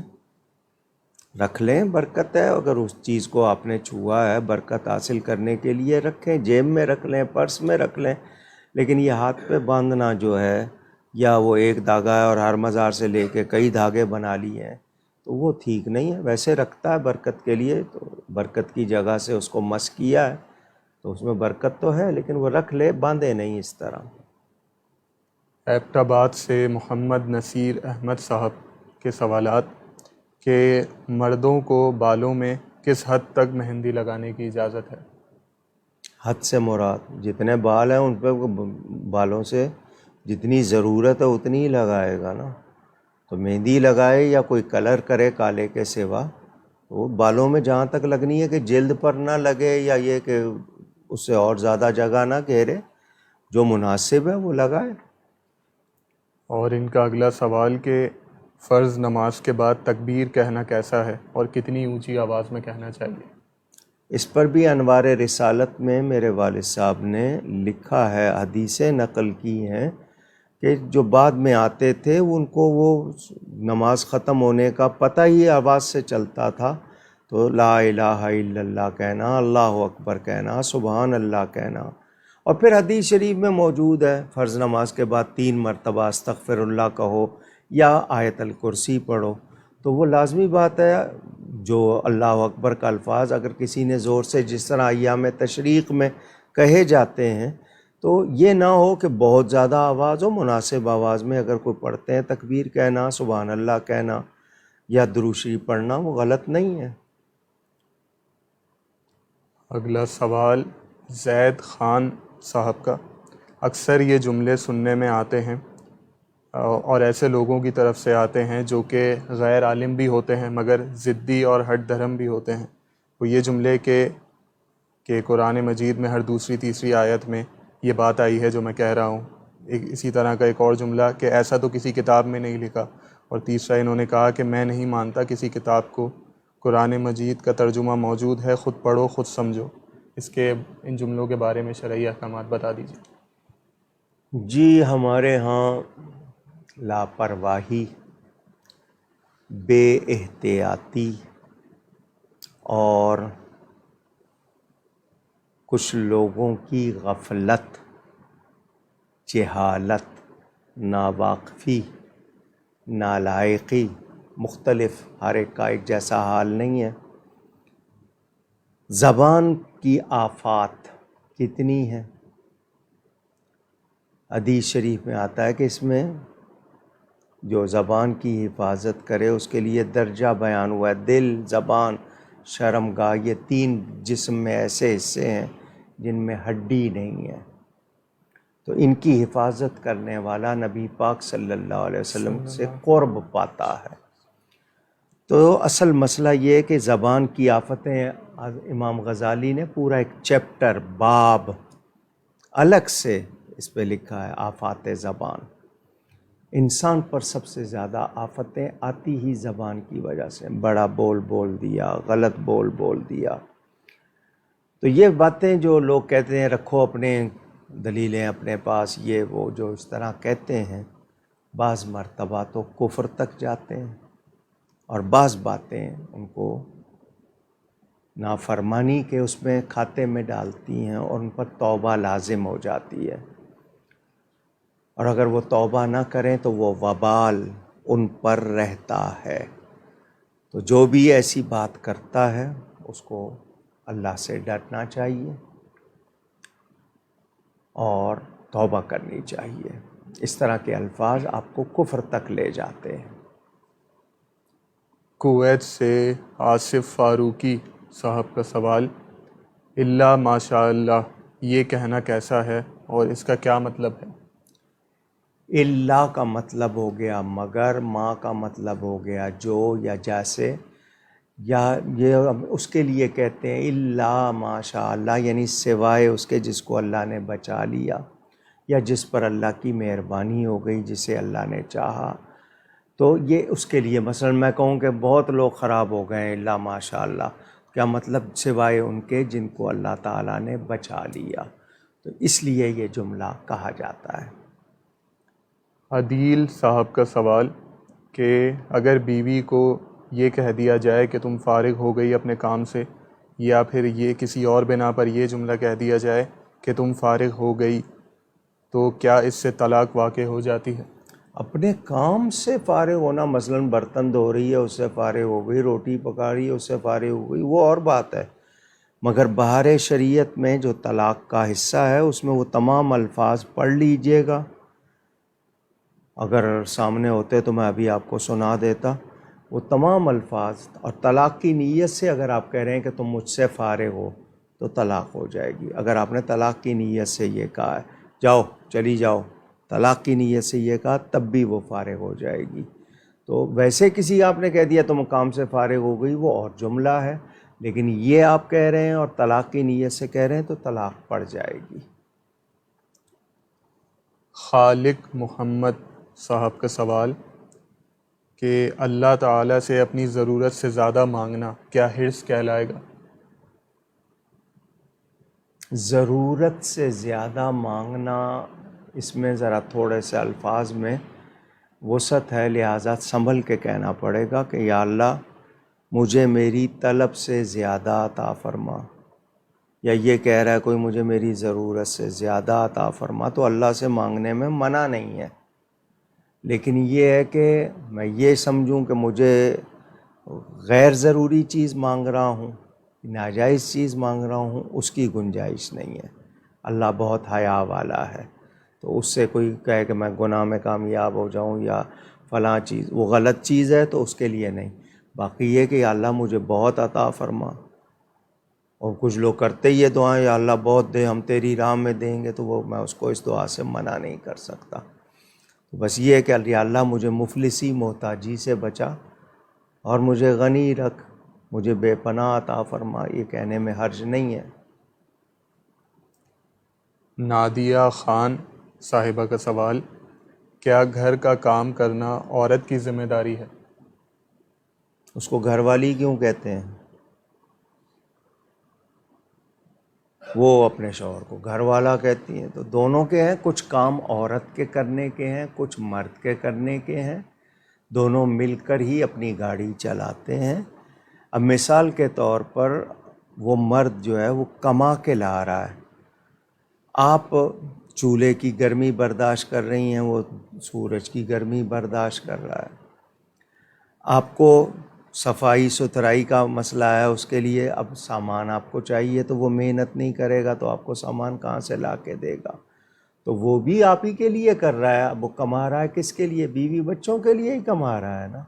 تو دونوں مل کر کرتے ہیں، ایک دوسرے کا ہاتھ بٹاتے ہیں۔ اب کچھ کام عورتیں کرتی ہیں، کچھ مرد کرتے ہیں، لیکن یہ کہ مرد نکما ہو اور بالکل نہ کرے اور سارا کام عورت پہ ڈال دے، وہ غلط بات ہوگی۔ ورنہ برتن بھی ساتھ مل کے دھو لیں، کپڑے بھی ساتھ مل کے دھو لیں، صفائی بھی ساتھ مل کے کر لیں۔ اکثر مرد اپنے کمروں کی صفائی کر لیتے ہیں، سامان کی صفائی کر لیتے ہیں، دوسری بھی کر لیتے ہیں، تو یہ مل کے گھر کے کام ہے، دونوں کا گھر ہے تو دونوں کو ہی کرنا ہے۔ لیکن بانٹ لیتے ہیں کام کہ ٹھیک ہے تم یہ کھانا پکانا دھونا کرنا کرو، میں کما کے لاتا ہوں، تو وہ اس طرح بانٹ لیے جاتے ہیں۔ اگر اس سے مراد یہ ہے کہ آپ کہیں کہ نہیں جی وہ جھاڑو پوچھا ایک دن میں کروں ایک دن وہ کرے، تو پھر وہ جو کچھ کما کے لا رہا ہے، جو ڈیوٹی دے رہا ہے، اس کا کیا ہوگا؟ وہ بھی آپ ہی کی سہولت کے لیے ہے۔ تو خواتین کو چونکہ اللہ نے بناوٹ جیسی دی ہے، اور ان کے لیے جس طرح پردے کے احکام ہیں، ان کے لیے گھر کے کام، گھرداری گرہستی ہوتی ہے، وہی ان کو سکھائی جاتی ہے، تو وہ خوشی سے کیا کریں۔ اس میں یہ وہ جو تھا نا، آئی تھی خاتون حضور صلی اللہ علیہ وسلم کے پاس کہ جی یہ جہاد پہ بھی جاتے ہیں، یہ سب کچھ کرتے ہیں، تو ہم ان کے بچوں کو پالتی ہیں، اٹھاتی ہیں، یہ کرتی ہیں، تو فرمایا ان کو جو ثواب وہاں سے ملے گا تمہیں ان کاموں سے ملے گا۔ تو عورتیں یہ نہ سمجھیں کہ وہ گھر کے کام کر رہی ہیں تو یہ عبادت نہیں ہے، یہ بھی ان کو ثواب کے ہیں، خوش دلی سے کیا کریں۔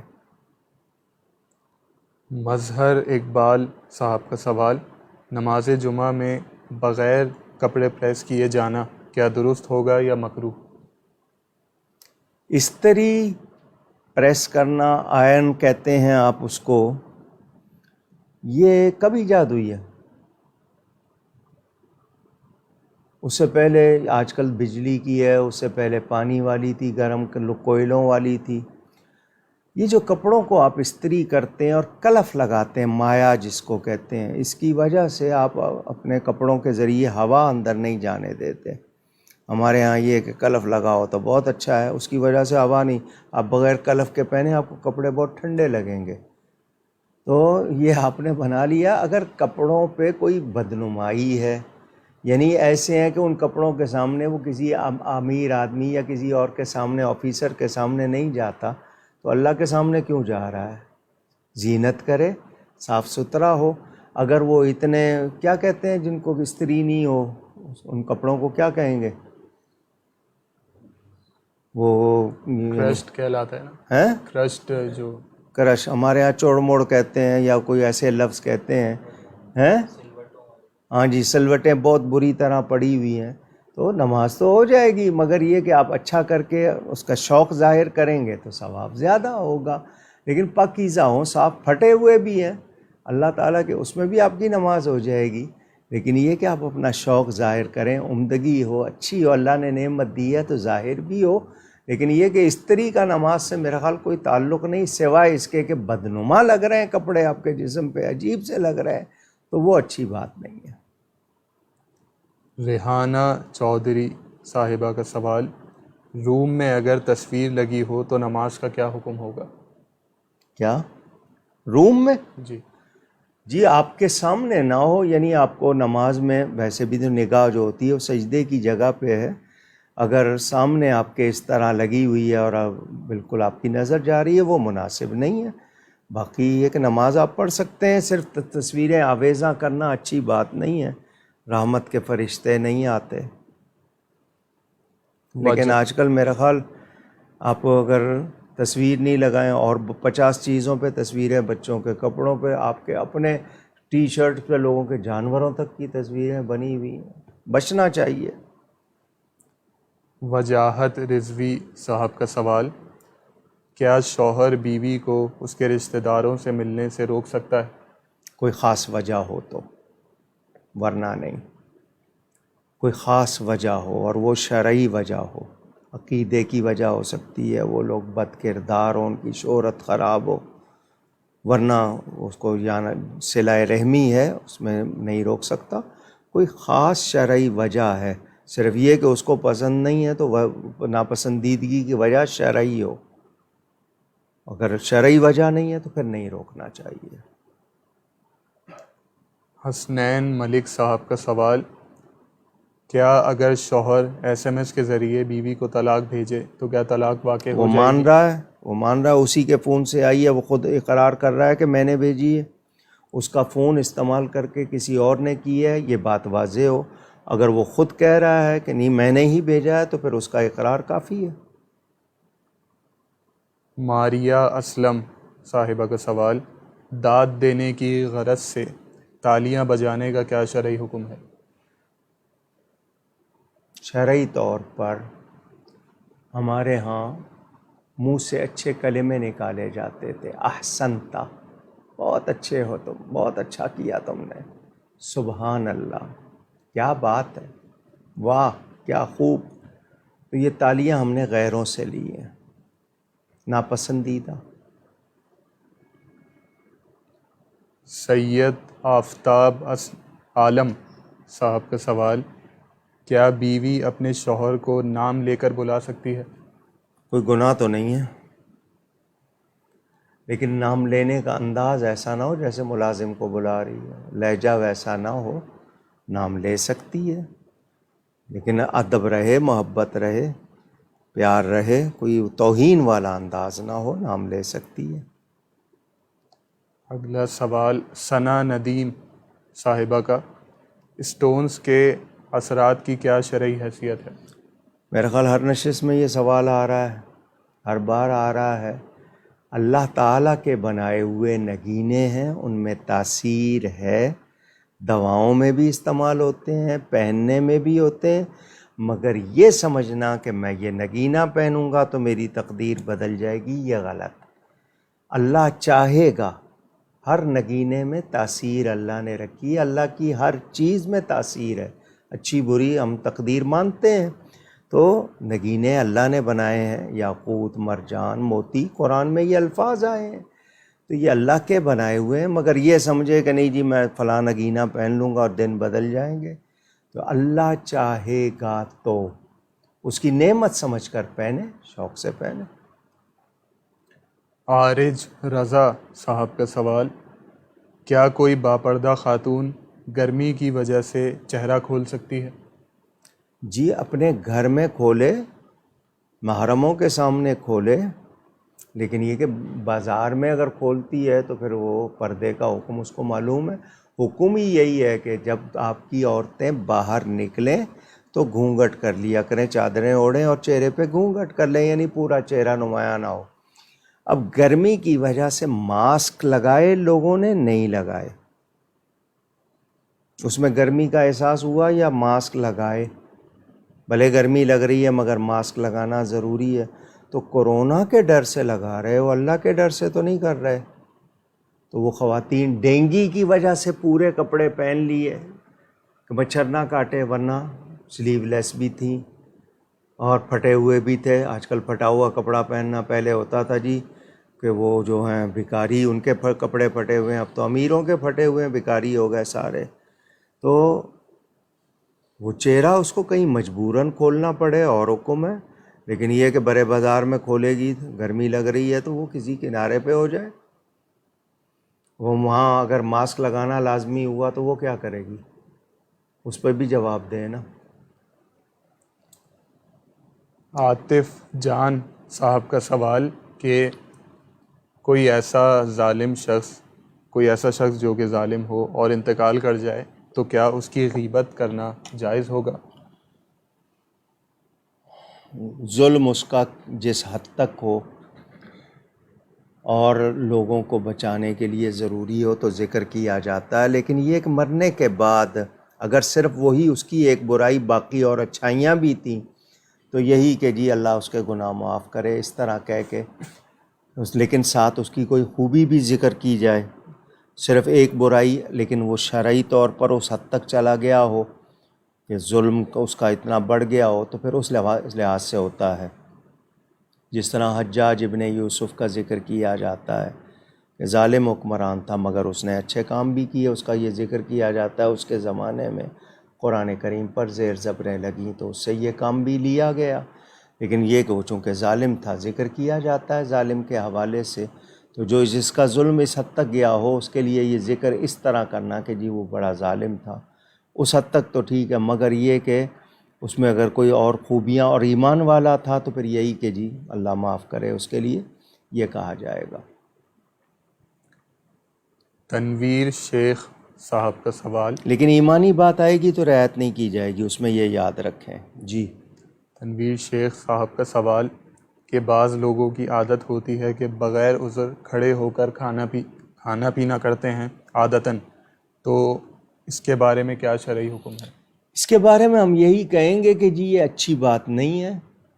عادتاً کر رہے ہیں یہ اچھا نہیں ہے، صحت کے لیے بھی اچھا نہیں ہے، اخلاقی طور پہ بھی اچھا نہیں ہے، ایمانی طور پہ تو بالکل بھی اچھا نہیں ہے. جانوروں کا طریقہ ہے.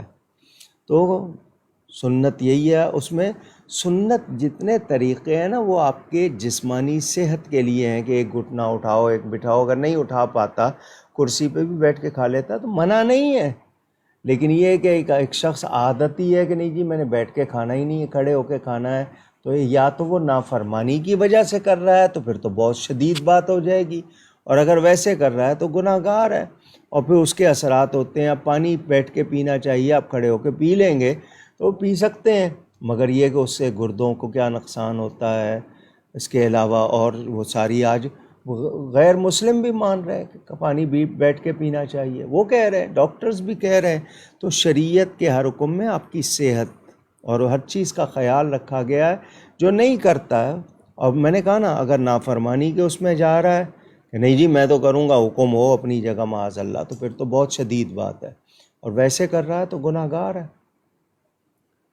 اگلا سوال مقداد علی صاحب کا، حدیث پاک میں آیا ہے کہ ایک مومن دوسرے مومن کا آئینہ ہے، اس کی شرح بیان فرما دیجیے. جی آپ اپنے آپ کو دوسرے میں ڈھونڈیں.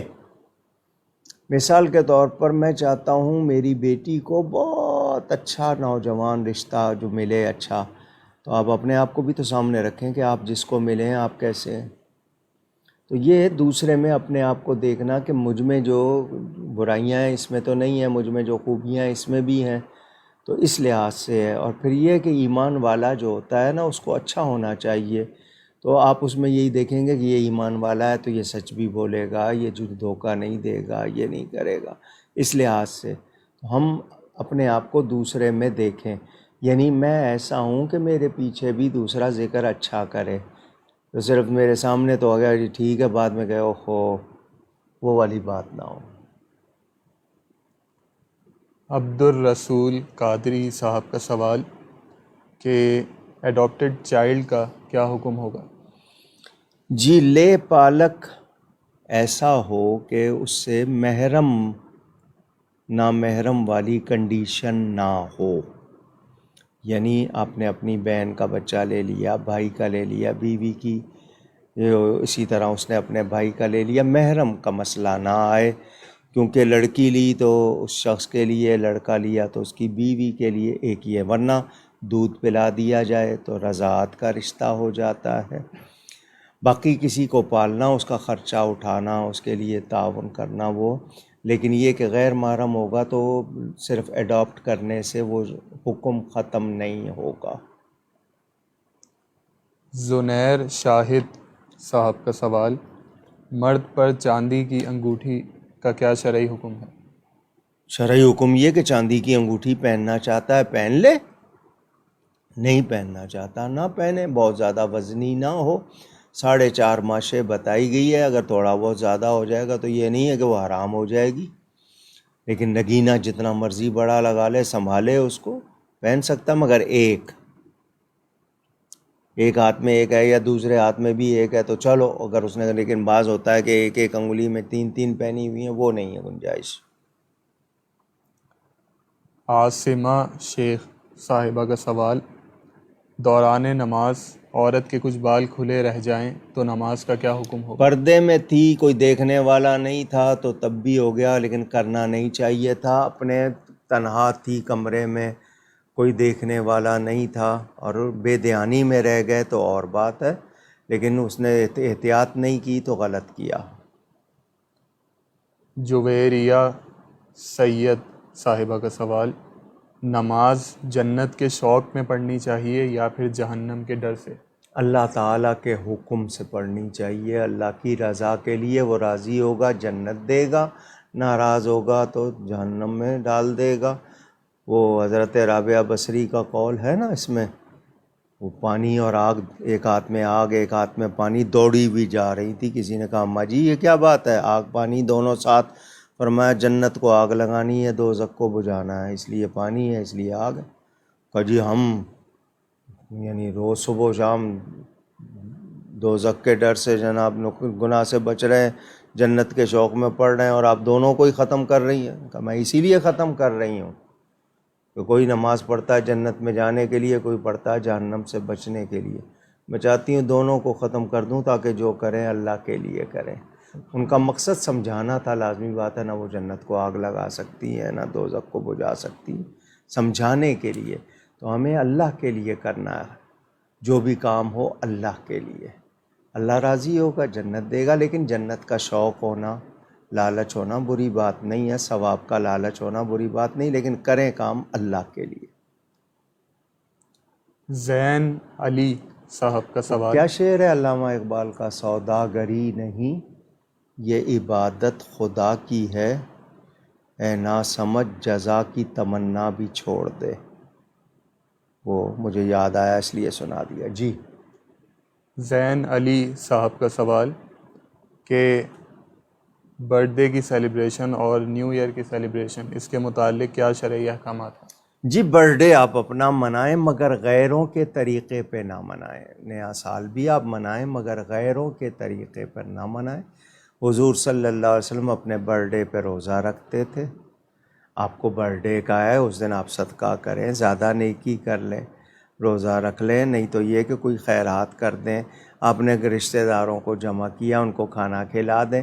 مگر یہ جو کیک کاٹنے کی اور جناب بلون لگانے ہیں اور موم بتی بجھانی ہے اور وہ عجیب سی ٹوپیاں کیا کچھ کرنا ہے، یہ ساری فضول خرچی بھی ہے، اور وہ غیروں کا طریقہ، اس میں جو جائز طریقہ ہے آپ کریں، خوشی منانا منع نہیں ہے۔ نیا سال آپ عیسوی منائیں یا ہجری منائیں، دعا کر کے منائیں۔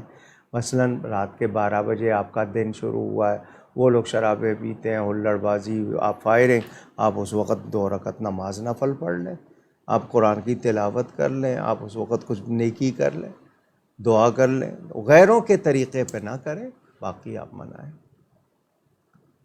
طلحہ صاحب کا سوال، کیا عورت اپنے بال کٹوا سکتی ہے؟ کوئی مجبوری ہے، بیماری ہو گئی ہے، شوہر ظلم کر رہا ہے کہ نہیں کاٹو ورنہ میں کاٹ دوں گا، تو ورنہ مجبوراً، اس کے علاوہ کہیں وہ اس میں کوئی ایسے، وہ آج کل تو چھوٹی چھوٹی باتوں پہ وہ ڈیزائن بنواتی ہے، کیا کچھ کرتی ہے، لازمی بات ہے بال دکھانا چاہتی ہے، اگر دوپٹہ لیا ہوا ہے تو کون دیکھے گا، تو سر تو ڈھانکنا چاہیے۔ تو غیر ضروری بال جو ہیں وہ کاٹنے، جو ضروری ہے وہ رکھنے، اور یہ جو چٹیاں نہیں بنانی، مردوں کی وضع رکھنی، یہ تو بہت برا، اس کے لیے تو وعیدیں ہیں۔ 9 سال کی عمر کے بعد بچی کے بال نہیں کاٹنے چاہیے۔ ہاں کسی کو کوئی بیماری ہو گئی ہے کہ جی تھوڑے سے کاٹنے ہیں تو وہ اور بات ہے، ورنہ یہ جو بار بار ٹرم ہوتے ہیں اور ڈیزائن بنتے ہیں تو ان کا مقصد بال دکھانا ہے، تو بال دکھانا تو جائز نہیں، ننگے سر تو نہیں رہنا چاہیے۔ شہزاد خان صاحب کا سوال: ایسا کیوں ہوتا ہے کہ وظائف اور دعائیں دیر سے اثر کرتی ہیں مگر جادو جلدی اثر کرتا ہے؟ ایک کپڑے میں 23 گھنٹے اور 50 منٹ پھول رکھیں، 10 منٹ کے لیے اس میں کچھ گوبر ڈال دیں، نتیجہ کیا ہوگا؟ تعفن اٹھے گا۔ سمجھدار کو اشارہ کافی کہ برائی اتنی بری چیز ہے، تیزی سے اثر کرتی ہے، اس سے بچنا ضروری ہے۔ آپ نے شاید اس کی اصل گہرائی کو سوچا نہیں، یعنی بری چیز سے بچنا چاہیے کیونکہ اس کی معمولی سی مقدار بھی بڑی تیزی سے اثر کر جاتی ہے۔ یہ ہے اصل اس کے پیچھے جو بات میں نے اشارے میں کی، اگر آپ سمجھ گئے ہیں۔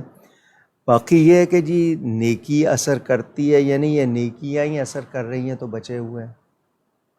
یہ آپ کو کس نے کہہ دیا کہ نیکی کا اثر جلدی نہیں ہوتا؟ یہ بھی خیال نکال دیں۔ ہاں بعض دعائیں آپ کی فوراً قبول نہیں ہوتی، اس پہ بھی شکر کیا کریں۔ بعض مرتبہ ہم دعا کر کے کہیں او اچھا ہوا میری دعا قبول نہیں ہوئی ورنہ میں تمہارا جاتا۔ انسان پاگل ہو جائے اگر اس کی ہر دعا اس طرح قبول ہونے لگے، کیونکہ کسی وقت آپ خوشی کی کیفیت میں جنون میں کچھ کہہ گئے، بعد میں کہ او ہو یہ ایسا ہو گیا، تو آپ کی دعائیں ذخیرہ ہو رہی ہیں، بلائیں روک رہی ہیں، آپ کے لیے کیا کیا بہتری ہو رہی ہے۔ اب ہاں پھر گناہ کی پکڑ بھی تو فوراً نہیں ہوتی، اگر فوراً پکڑ ہو تو پھر تو انسان جلد باز ہے۔ وَكَانَ الْإِنسَانُ عَجُولًا قرآن میں ہے۔ تو برائی سے بچنا اس کے لیے کہ برائی بڑی تیزی سے اثر کرتی ہے، اس لیے اس سے بچنے میں زیادہ محنت کیا کریں۔ شبیر صدیقی صاحب کا سوال کہ اگر کوئی شخص کسی اور ملک میں ہو جاب کے سلسلے میں اور اس کے گھر والے کسی اور ملک میں ہوں تو وہ اپنے گھر والوں کے حقوق کیسے ادا کرے گا؟ یہ بہت بڑا مسئلہ ہے آج کل کے زمانے میں۔ ہمارے ہاں لالچ میں، مثال کے طور پر جی دبئی چلو کلچر ایک مرتبہ آیا تھا، وہاں کے سکے کی قیمت زیادہ تھی یہاں کے مقابلے میں، کہ جی وہاں کا 100 بھی ملے گا تو یہاں کا اتنا ہو جائے گا، آج کل تو 40 سے اوپر چلا گیا۔ اس کے لیے تو اتنی دور چلے گئے، مسجد میں جا کر با جماعت نماز کا کتنا ثواب ہے، وہ 70 گنا ثواب کے لیے مسجد نہیں جاتے۔ انسان ہے، مجبوری ہے، آپ تعلیم کے لیے گئے ہیں، آپ کا کوئی عہدہ لگ گیا ہے، ڈیوٹی لگ گئی ہے، آپ کو کچھ عرصے کے لیے جانا پڑا ہے، وہ شرعی وجہ بن سکتی ہے۔ بلا وجہ آپ رہ رہے ہیں وہاں پر بھی، آپ یہاں پہ بھی رہ سکتے ہیں، مگر نہیں، بچے نہیں راضی ہوتے جی، بچے بیمار ہو جاتے ہیں جی، تو آپ نے ان کو بنایا ایسا نا، اسپوائل تو خود کیا، ان کی جڑیں نہیں بنائی آپ نے اپنے وطن میں۔ اب عذر جی وہاں پر سود بھی لینا پڑتا ہے جی، مارٹگیج بھی کرنا پڑتا ہے جی، یہ بھی کرنا پڑتا ہے، پھر آپ سہولتیں ڈھونڈتے ہیں۔ تو آپ دوسری جگہ ٹھہرے ہوئے ہیں اور آپ وہاں رہنے کی کوئی وجہ ایسی نہیں ہے کہ آپ وہیں رہیں، پھر لازمی بات ہے آپ حقوق ماں باپ کے لیے بھی آپ کبھی کبھار آئے مل لیے، تو آپ کو وہ چیزیں ادا نہیں ہو رہی، آپ کہیں گے جی ہم خرچہ بھیج دیتے ہیں، تو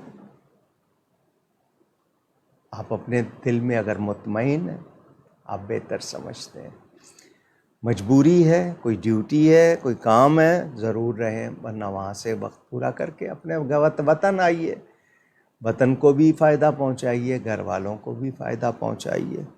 تاہم آپ ان سے بالکل لا تعلق نہ رہیں، ان کے ساتھ رابطے میں رہیں، ان کو جو ضروریات آپ سے پہنچ سکتی ہیں وہ پہنچائیں، باقی اللہ تعالیٰ معاف فرمائے۔ آمین۔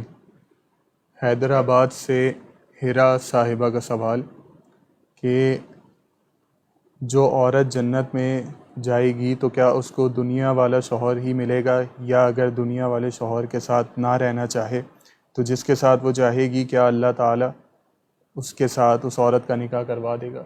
اگر میاں بیوی میں سے دونوں ایسے ہوں گے کہ ظلم کیا ہو، بہت ہی ناخوش رکھا ہو، ان کو چوائس دی جائے گی، اگر نہیں رہنا چاہتے تو۔ اور اگر ایک دوسرے کو معاف کر دیا ہو تو وہاں آپ کو یہ فیلنگ نہیں ہوگی۔ مجھے یاد ہے ایک جگہ میں نے تقریر کی تھی تو پوچھا تھا کہ جی یہی شوہر ملے گا تو پھر جنت میں جانے کا کیا فائدہ؟ تو وہ بھی تو کہہ سکتا ہے نا کہ یہی بیوی ملے گی تو مجھے کیا فائدہ۔ یہ مرنے کے بعد آپ میں یہ چیزیں نہیں رہتی۔ ایمان ہے تو جنت میں جائے گی تو بیوی حوروں کی سردار بن کر رہے گی، ایمان شرط ہے۔ ہاں اگر بدسلوکی کی ہے بہت زیادہ، اس کے بارے میں سنتے ہیں کہ ان کو چوائس مل جائے گی، یا جو کنوارے گئے ہیں تو یا جو ہوں گی وہاں پر کتنی عورتیں گئی ہوں گی جو جن کے نکاح نہیں ہوئے ہوں گے تو ان کو بھی ملے گے۔ بہت سے نوجوان گئے ہیں تو وہاں شادیاں ہوں گی۔ باقی اگر آپ اپنی بیوی سے یہاں پر خوش ہیں اور چاہتے ہیں کہ وہی وہاں ملے، ایمان والے ہوں گے، ضرور ملا دیے جائیں گے انشاءاللہ۔ جنت میں جانے کی باتیں کیا کریں، بیوی وہی ملے گی یا شوہر وہی ملے گا، یہ باتیں نہیں کریں۔ اس پہ تو لوگوں نے لطیفے بنا دیے نا کہ جی تمہیں حوریں ملیں گی، ہمیں کیا ملے گا۔ اس نے کہا جی جس نے مصیبت کاٹی ہے اسی کو انعام ملے گا۔ تو اس طرح کے لطیفے لوگوں نے بنائے ہوئے ہیں آپس میں ایک دوسرے کو چھیڑنے کے لیے۔ میاں بیوی کا رشتہ بڑا پیارا ہوتا ہے، یہ نوک جھوک چلتی ہے، بہرحال دونوں دعا کیا کریں اللہ جنت میں بھی ملائے۔ آمین۔ علی آوان زین صاحب نے امین کہا ہے تو آپ سوچ لیجئے کہ اس سے آپ لوگوں کو شوق بڑھنا چاہیے۔ جی علی آوان صاحب کا سوال کہ مذاق میں گالیاں دینا اور اسے برا نہ جاننا یہ کیسا عمل ہے؟ مومن کو اپنی زبان صاف ستھری رکھنی چاہیے، بد کلامی، نامناسب لفظ نکالنا اچھی بات نہیں ہے۔ ماؤں کو باپوں کو بھی کہتے ہیں بچوں کو کوسنے نہ دیں، برے لفظ نہ کہیں، قبولیت کا وقت ہوتا ہے۔ اسی طرح دوست مذاق کر رہے ہوتے ہیں مگر وہ قبولیت کا وقت ہوتا ہے تو وہ بات ہو جاتی ہے۔ تو یہ کہتے ہیں کہ جی دوست کی گالی کو گالی نہیں ہوتی ہے، وہ آپ وقتی طور پر، لیکن ضروری ہے گالی دینا۔ آپ اچھے لفظ بھی بول سکتے ہیں، تو نامناسب لفظ نامناسب ہی رہیں گے۔ آپ گالی کو دعا نہیں بنا سکتے، دعا کو گالی نہیں بنا سکتے، تو کوشش کریں زبان ستھری ہو۔ بہرحال تفریح کی حد تک آپ لوگ کو باتیں، لیکن گالی نہیں، تفریح کی حد تک جملے کہہ لیتے ہیں، وہ بھی ایسے کہ ان میں غیر شرعی پہلو یا غلط نہ آئے۔ اس حد تک تو آپ کی فرینکنیس ہے وہ صحیح ہے۔ احمد عظیم صاحب کا سوال بائک کے سامنے یا پھر گاڑی کے پیچھے قرآنی آیات لکھوانا، اس کے بارے میں کیا شرعی حکم ہے؟ بائک کے پیچھے بائک کے آگے وہ لکھوا لیتے نا میٹر وغیرہ۔ اگر اس کی کوئی بے ادبی نہیں ہو رہی ہے تو کوئی بری بات نہیں ہے۔ اگر کوئی بے ادبی کر رہا ہے، اس پہ کوئی غلط چیز گندگی آ رہی ہے اس پہ یا کچھ ایسا، تو وہ احتیاط کرے۔ باقی اگر لکھوا لیا کسی نے تو میں منع تو نہیں کروں گا، لیکن بس ادب رہے اور بے ادبی نہ ہو اور اس کو صاف رکھا جائے۔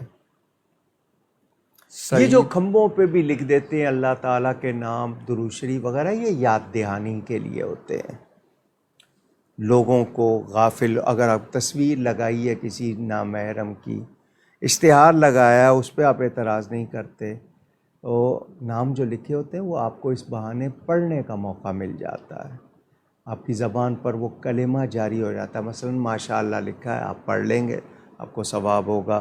اللہ کا نام لکھا ہوا ہے، آپ پڑھ لیں گے۔ درود شریف لکھا ہوا ہے، پڑھ لیں گے۔ تو یہ یاد دہانی کے لیے۔ کچھ لوگ اس پہ کہتے ہیں دیکھو جی کہاں لکھ دیا ہے، تو آپ کی یاد دہانی کے لیے۔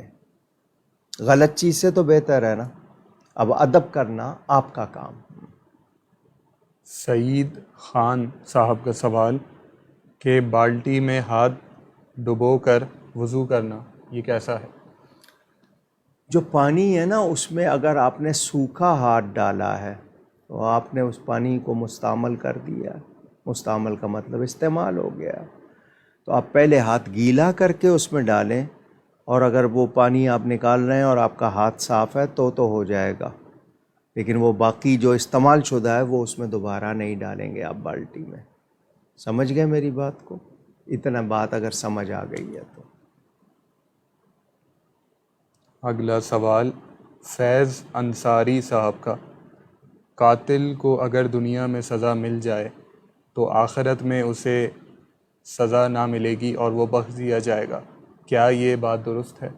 شرعی سزا، قاتل ہے اس نے قتل کیا، اس کو قصاص میں مار دیا گیا ہے، تو وہ وبال جو شدت والا ہے وہ نہیں. باقی اللہ چاہے معاف کر دے یا اللہ وہاں دے یہ. لیکن یہ کہ وہ یہاں سے وہ جس طرح حضور کے پاس آئے تھے طاہرنی کہ مجھے پاک کیجئے، تو اس گناہ کا وبال اس سے ہٹ جاتا ہے، باقی اللہ پر ہے.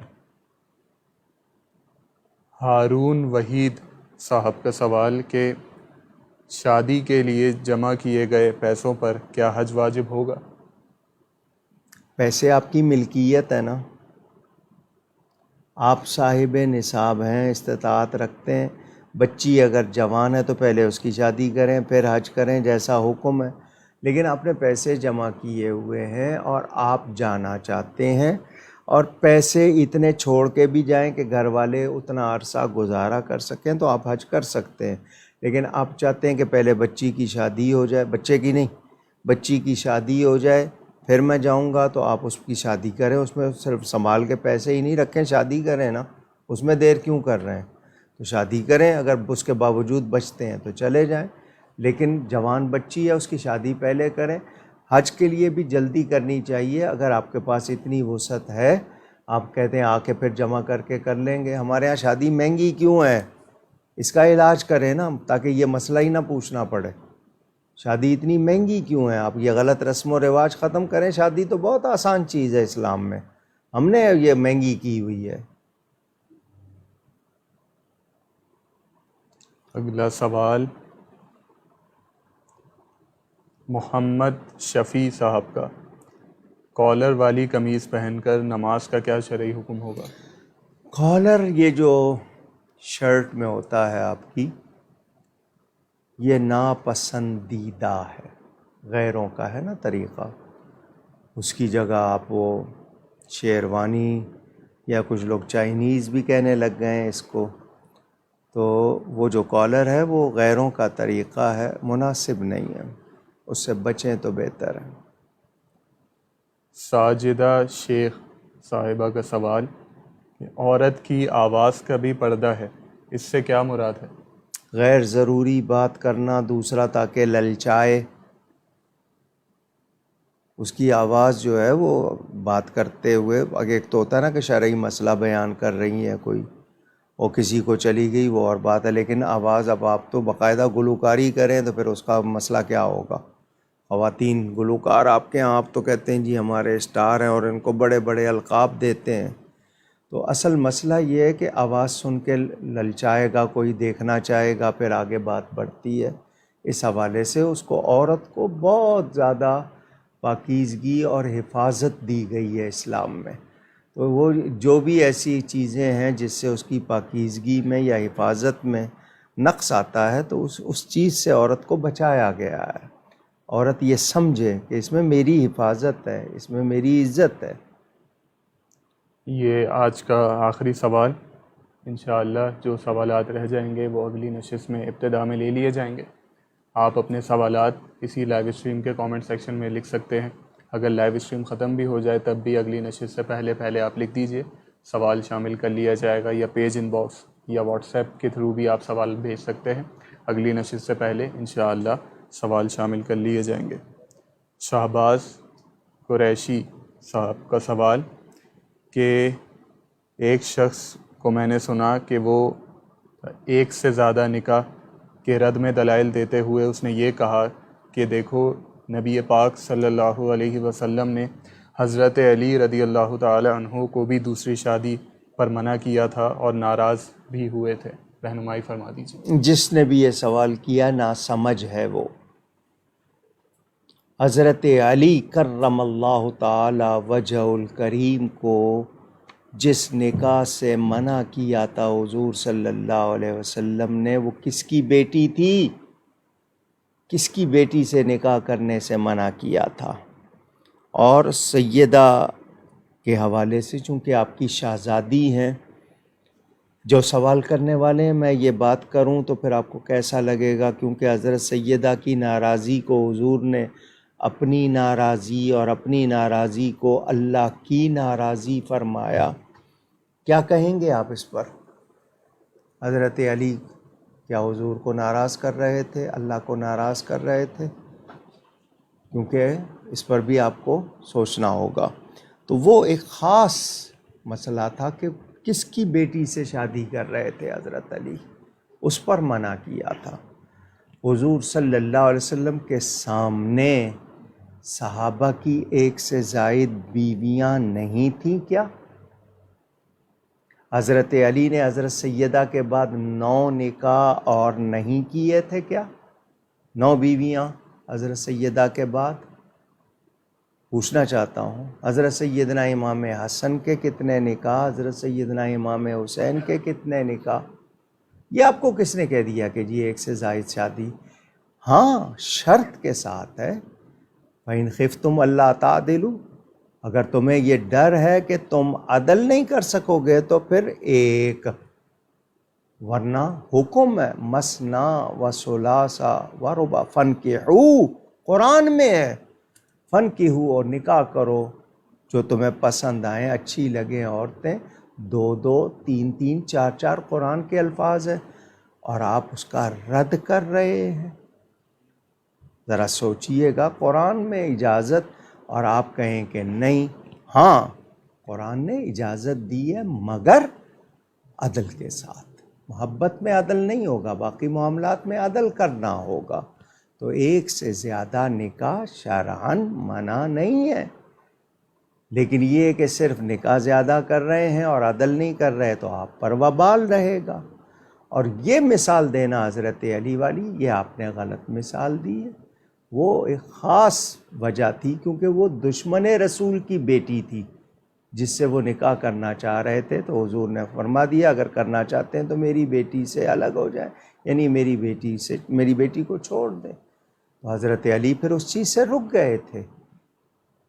تو آپ نے جو مثال دی اس پہ ذرا غور کیجئے گا۔ نکاح کے ایک سے زائد کا حکم تو قرآن میں موجود ہے، حکم کہہ رہا ہوں اجازت موجود ہے، لیکن شرط کے ساتھ۔ امید ہے سمجھ آ گئی ہوگی۔ اور ویسے جتنی جنگیں ہوتی ہیں ان میں مرد زیادہ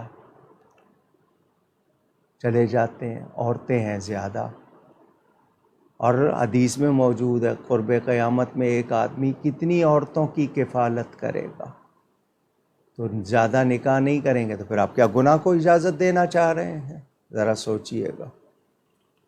ہم ان تمام افراد کا شکریہ ادا کرتے ہیں جنہوں نے اپنے سوالات ہم تک بھیجے، یا وہ جنہوں نے اپنے تعریفی کلمات سے ہمیں نوازا، جن میں عزیر عالم خان صاحب، فوزیہ عبد القادر صاحبہ، فقیر قادری صاحب، محمد اکرام شریف صاحب، عزیر افضل صاحب، محمد عمران صاحب، محمد نصیر احمد صاحب، محمود احمد نواز صاحب، محمد رمضان صاحب، جاوید احمد صاحب، خضر خالد صاحب، مولانا محمد فضل رسول قادری صاحب، شاہد سرور صاحب، شاہ رخ صاحب، سمینہ راوڈہ صاحبہ، ایمن صاحبہ، ام شہباز صاحبہ، خضر خالد صاحب، محمد عدنان صاحب، نور صاحبہ، محمد اسماعیل صاحب، سعیبہ منصور صاحبہ، ندیم اختر صاحب، معین منصور صاحب، امین بیگ صاحب، آصف میمن صاحب، عدیل صاحب، اعجاز علی صاحب، زید خان صاحب، زبیر عطاری صاحب، ارسلان نذیر صاحب، کبیر انصاری صاحب اور فاروق اجمیری صاحب، اور جن کے نام شامل نہ ہو سکے ہم ان سے معذرت چاہتے ہیں۔ ہم آپ کے لیے دعا گو رہیں گے، آپ ہمارے لیے دعا کیجیے گا۔ مجھے ابھی زین میاں نے ٹیلی فون پر ایک فوٹو دکھائی کہ کچھ دوست بریلی شریف میں درگاہ اعلیٰ حضرت میں بیٹھ کر یہ پروگرام دیکھ رہے تھے۔ وہ تمام لوگ جو دنیا بھر میں دیکھتے ہیں، سنتے ہیں، ان سب کا شکریہ۔ گزشتہ جمعرات کو بھی میں راولپنڈی سے ہی آ کر پروگرام میں شریک ہوا تھا، آج بھی ابھی آیا ہوں پروگرام سے پہلے۔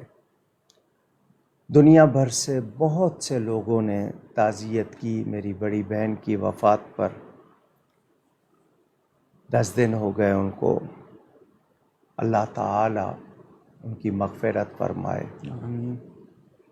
اور اپنے جوار رحمت میں جگہ عطا فرمائے۔ میں ہر اس شخص کا، کیونکہ فردن سب کے نام جمع بھی کروں تو ٹائم لگے گا، تمام علماء، مشائخ، رشتہ دار، دوست احباب، جس نے بھی تعزیت کی، دعائیہ کلمات کہے، اللہ سب کو جزائے خیر عطا فرمائے۔ آمین۔ میاں محمود صاحب، کچھ لوگ ان سے واقف ہیں، محافل نعت میں ٹیلی ویژن میں بھی اکثر شامل ہوتے تھے پروگراموں میں، وہ بھی انتقال کر گئے ہیں، اللہ تعالیٰ ان کی بھی مغفرت فرمائے۔ آمین۔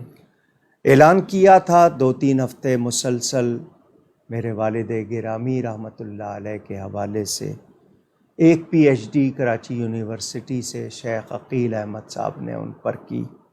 بہت سے پہلو ہیں ان کی خدمات کے حوالے سے، ذات کے حوالے سے، اس بارے میں آپ کو پھر کہہ رہا ہوں۔ مدرسے کے طلباء و طالبات یا یونیورسٹی کالجز کے لوگ جو کوئی ایم فل کا مقالہ لکھنا چاہے، کوئی پی ایچ ڈی کرنا چاہے، خاص طور پر بیرون پاکستان سے باہر کوئی انگریزی زبان میں کسی ملک میں بھی یا عربی میں خاص طور پر، تو بہت خوشی ہوگی۔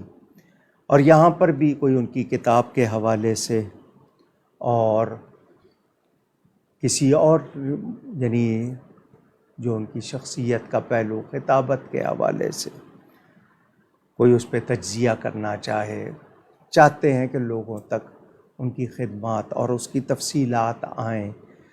اہل سنت کے لیے انہوں نے جو بیش بہا قربانیاں دی ہیں، تو جو بھی طلباء و طالبات ضرور رابطہ کریں۔ کچھ 1 یا 2 طلباء نے رابطہ کیا تھا، تو شیخ عقیل احمد صاحب سے ان کا رابطہ کروایا گیا۔ میری پھر اپیل ہے کہ ضرور اس پر توجہ فرمائیں۔ 10 جولائی کو بہن کا چہلم ہوگا راولپنڈی میں، اس وقت تک کے لیے آپ کوئی ایصال ثواب بھجوانا چاہیں تو وہ بھی ضرور بتائیے گا، ہم اس میں شامل کر لیں گے۔ جامع مسجد گلزار حبیب میں ہر سال اجتماعی قربانی بھی کی جاتی ہے۔ اس کی 2 وجہ ہیں۔ احباب کو خدمت فراہم کرنا، پہلے لوگوں کے گھر ہوتے تھے، جانور لے کے باندھ لیتے تھے، آسانی سے وہ 2 دن 4 دن بچوں کو بھی خوشی ہوتی تھی۔ اب یہ کہ لوگوں کے پاس جگہ نہیں ہے، پھر یہ کہ انفرادی قربانی میں ان کو خرچ بہت زیادہ ہوتا ہے، وہ اتنا خرچ نہیں اٹھا پاتے۔